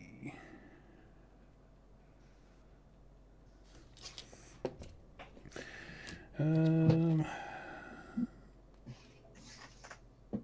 does this fit? You ever just like, I'm looking at a picture of how these pieces go together right now, and I'm still just not seeing how they mesh. Yeah. Oh, wait. I tried to put together my Ossiarch Bone Reapers, and I don't have the instructions, and like it is. I've been modeling for a while, so I mean I think I know what I'm kind of doing, but those models were so fiddly. Oh yes. The instructions are in the tub I dropped off at your house today. Oh, were they in there? Yeah. Oh, okay. Well, that explains it. I've never been one to like, let's wait for the instructions and do this right. It's like, no, I'm just gonna get in there and do it. Let's see. Jordan Fletcher still has 5 armor you finish. I'm not sure if I said it before, but I'm right there with you. All right. What all do you have, Jack? Because you have what? Your cities, Stormcast, and Khorne. That I play. I thought you meant unfinished. So armies that I own. So Orc War Clans. Those are both the armies that you had. Yep. So Bone Splitters and Iron Jaws. So you can count that as 3 armies or just one book. Cities of Sigmar, Khorne, Slanesh, Flesh Eater Courts, Slaves to Darkness, Yep. Firefighters, Seraph one. Did I say Stormcast? I think so. Okay. I think that might be it. Okay. But I do have I'm part of a YouTube channel, so I need all these. I have to have. You don't have an elf army, do you? Cities of Sigmar. I guess so, yeah. It's funny, when I played Fantasy Battles back in the before time, like 3rd, 4th edition, I had a lot of armies then, and I gave them all away. But I never had an elf army. I've never had any elf army in any system until I got Deepkin. And there's no reason for that. It just never happened. You know who I bet can ally with Deepkin? Who's that? Realm-lords. Think so? They're calling for you. They're both techless elves. Come on. Yeah, but one of them got rejected by him. Well, they're order, right? They're going to be order. Yeah. It's true. There you go. Let's see who else we have in the chat. Okay, Fanatic Wargamer currently working on painting a Seraphine Start Collecting Sync box as my first army. It is a good. It's a great army. I think the more competitive build is Star Lord, but they're both good. They're both really good. Who else we got?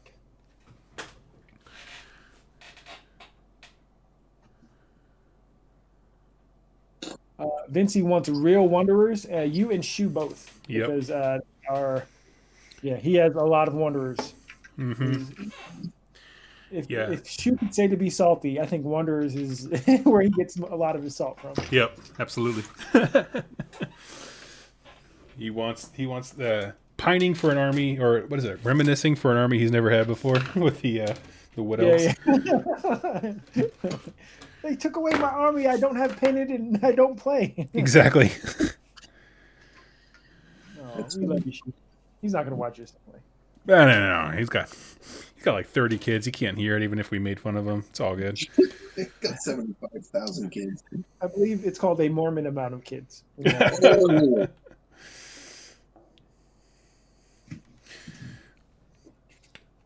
That's funny. He has 5, right? Am I wrong? No, he has 4. 4, boys. okay. And they're all adorable. Yes, they are. Good kids. Great kids. So, like, I'll be over there. Like, I had his oldest son spend the night at my house. It was the first sleepover my kids had at my place. And just his son stays up, like, late, where I'm like, my kids are trying to hang with him. And They can't do it.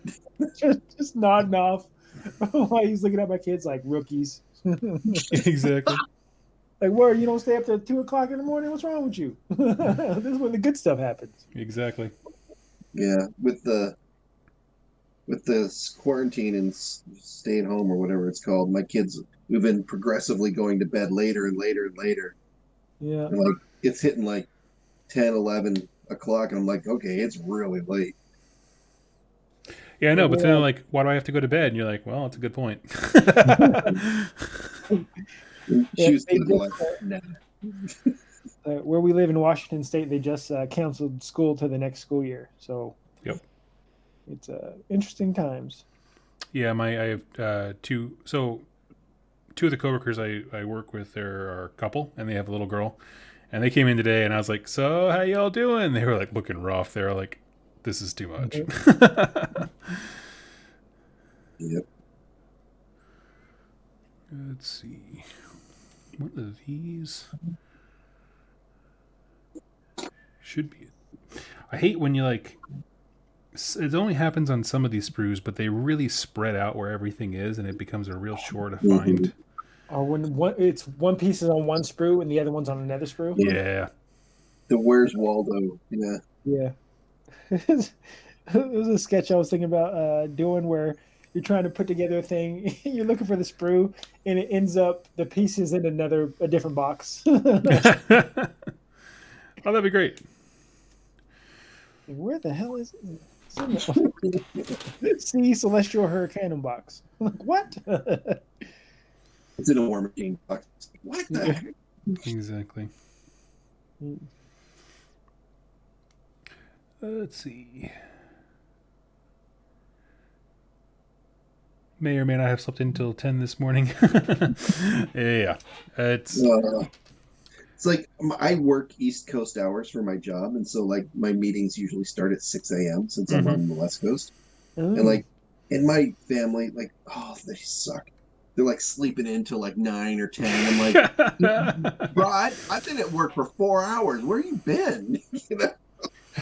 I was wondering why you go to bed so early. You're Yeah, tired. I'm tired. Yeah, pretty tired.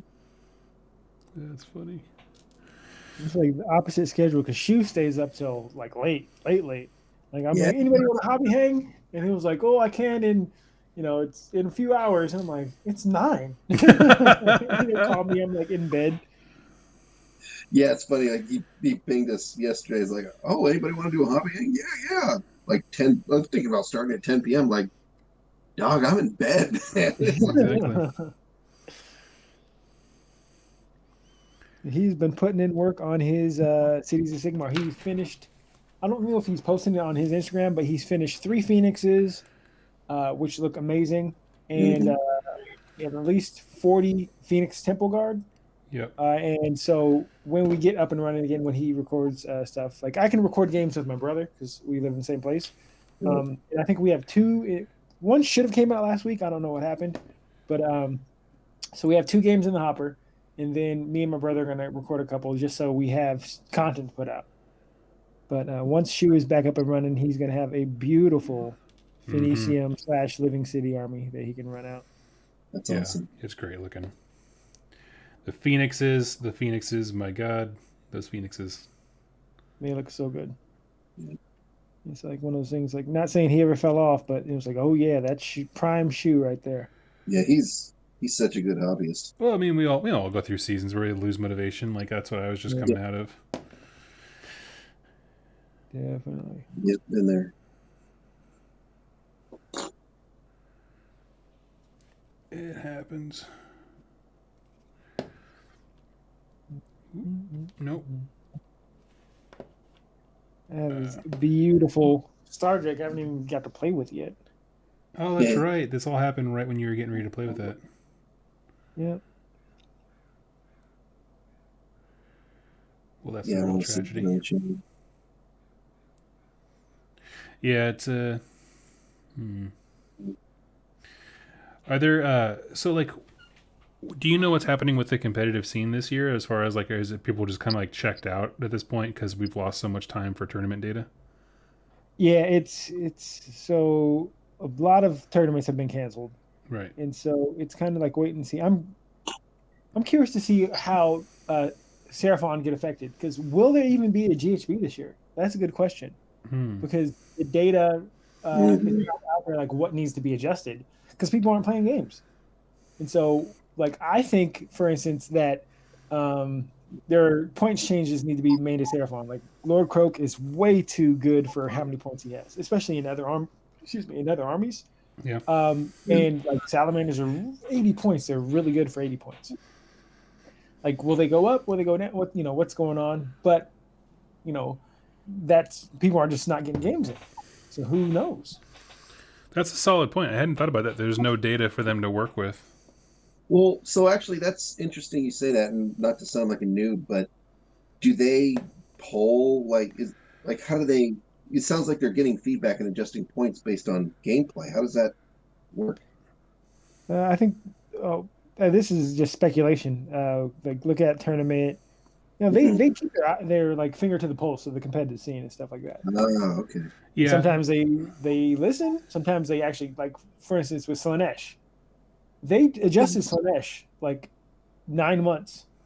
I think it could have been done within a couple months Yeah. because everybody knew that was a little askew. Yeah.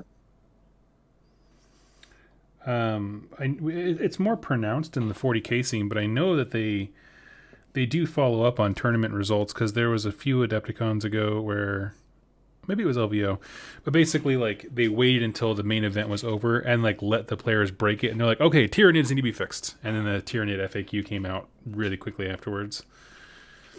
So there's some element to that where they're gathering data, but There's no data to be gathered. oh, Vinci says Yeah. the Arc of Sotek is sleeper OP. Fight me. Yeah. Ooh. Change my mind. I'm not. I haven't looked. That's one of the few War Scrolls I haven't looked too much into because I'm in love with the stuff I'm in love with. But I will check that out now. Now that you've said that, because I trust strangers on the internet definitely. Exactly. Stranger's just a friend you haven't met, you. Oh, it's Vince. Okay, I trust you. Who doesn't trust Vince? Vince McMahon. Who else? Right? There. No, Don't trust Vince McMahon. Nobody should ever trust Vince McMahon. Is he still around? Yeah. Yeah, he's good. I watched WrestleMania with my kids. Oh, that's right. That's right. Akasotek. Oh, I thought you first Engine of the God. That is not a sleeper hit. It puts you to sleep how bad it is. What's good about it, Vincey? I'm ready to fight you. Let's go. That's kind of the reaction I was expecting, and you were like, well, everyone can have their opinion. I was like, come on, man, we don't bring you on to have a calm, cool, collected thought. No, he told me right. We don't bring you for your rational. That's awesome. Let's see. Get that. 2416. It's amazing how just adding another step to your painting, how it just makes it look that much better. Mm. It takes more time because you're adding one more step. But I used to go from base coat, wash, one highlight, done. Now I'm like, do that, but add a highlight, then another highlight on top of that with another color. It's huge. Yeah, love it. Really makes a huge difference. Yeah. Anytime I can see results, like when you can see the result of your time, that's the best. Because you'll see some people who do paint tutorials and you do this and then this, and then you're like, but that doesn't look any different than my cheap, quick way, right? Yeah. But when you see the results, you're like, oh, okay, I get it now.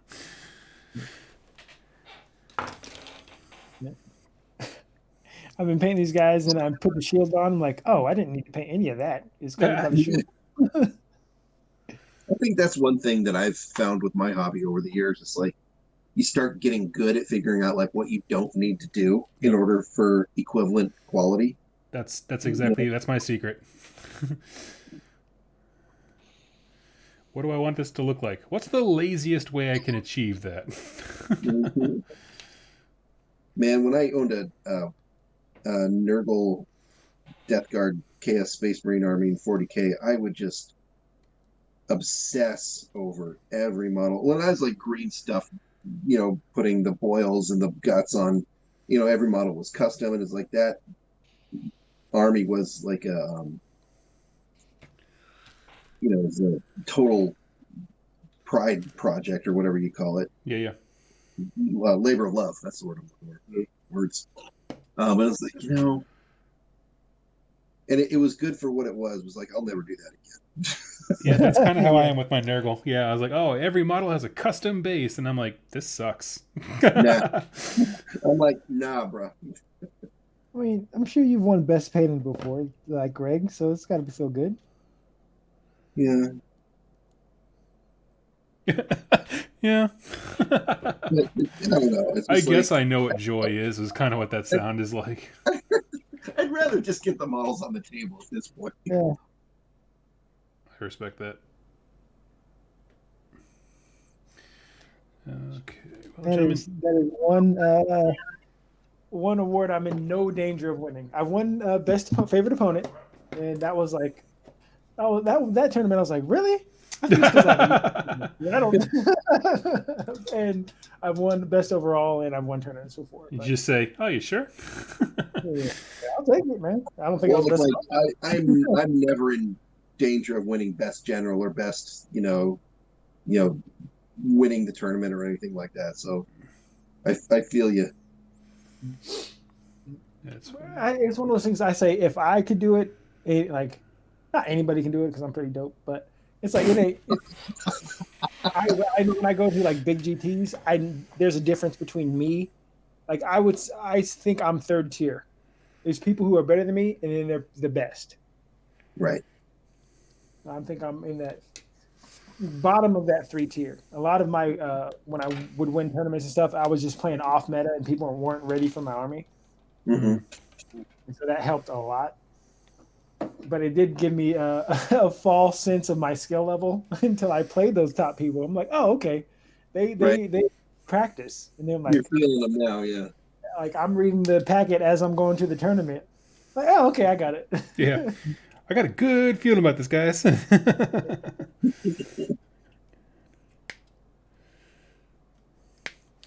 Once I finish this dude, I gotta hop off, but Okay. Yeah, no worries. these guys are so cool. I should probably go pretend that I enjoy being with my family for a little Oh my bit. gosh, dude. Savage. All right, Sometimes I'm too much. Exotech real quick. Well, I mean, after like, a month of quarantine, I'm pretty sure many families are feeling that way. My wife is always wanting to, do the family time and stuff, and good on her. She's way better at that than I am. It's like today she was, no, I think I'm just gonna go lay in my bed and watch Netflix for 8 hours. Yep. It's like, right on. One of us. Exactly. We tried the family time thing. Turns out y'all suck. So I'm gonna go over to this next room. Pretty much. Mm-hmm. Yeah, my ex-wife has been really. She's a cancer survivor, and so she's been really worried about because her immune system is compromised. Right. And she's been, and I'm in contact with people a lot when doing my job. And so she was worried about my boys coming over, and I'm definitely supporting her. I'm like, all right, we can FaceTime, we can talk. They don't have to come over. But she's sick of them, so she's like, I'll die. I'll just die. I'm tired of these dudes. So I'm like, all right, send them over.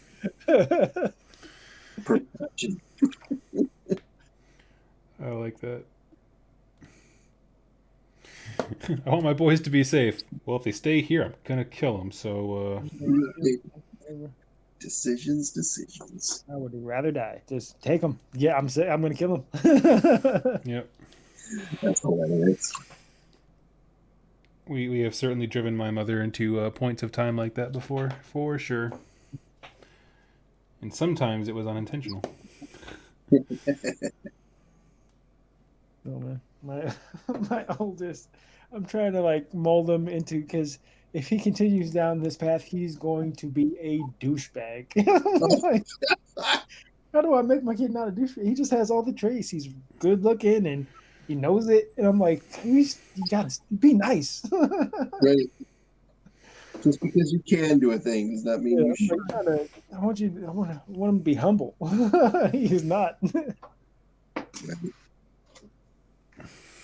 that the older one? Yeah, Isaiah.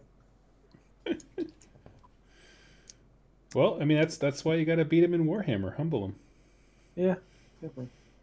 Well, this is what my feeling is like, at some point I want to get my son into Warhammer or miniatures or something, because it's a lot cheaper than drugs. Yep, there you go. You can only afford one. Choose. Oh man.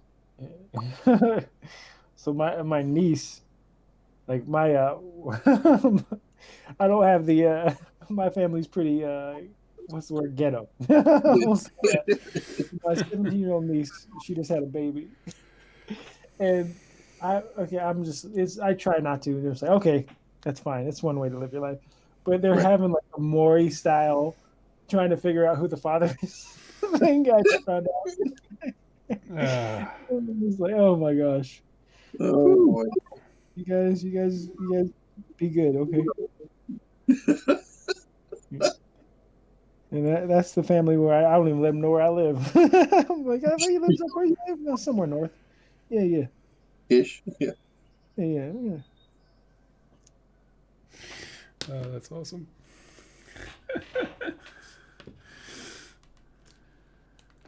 All right. Got 3 dudes of my gang built today. And Joe's stuff painted. It was a productive evening. Yeah, I got 4 dudes built. That's right. I forgot about him. Yeah, you got anybody you want to threaten to punch? Say what? Anybody you want to threaten to punch? Who? I'm gonna say Tom Lyons from Warhammer Weekly. I'm just kidding. That's funny. So good. So yeah, that's it for me. You know, I'm just gonna go YouTuber by YouTuber and pick them all out one by one I got your back, dog. Yep. until the punches start, and then you're like, oh shit, and you walk away. We just need to get Mike Davis. Like he could be our Oh cooler. yeah, I have MMA friends. Yeah, I could do this. Man. So good. All right, I gotta hop off. But thank you all so much for joining us. Thank you, two gentlemen, for hanging out with me while I got some hobby done. Well, thank you for having me. Yeah. Good to see you. Absolutely. I'll catch you all next time. We're doing another live stream on Thursday. So might do hobby for that one. Might play a video game. I don't know. We'll see how it goes. So thank you all. Look forward to those, Greg. Hey, you too. We'll talk to you soon.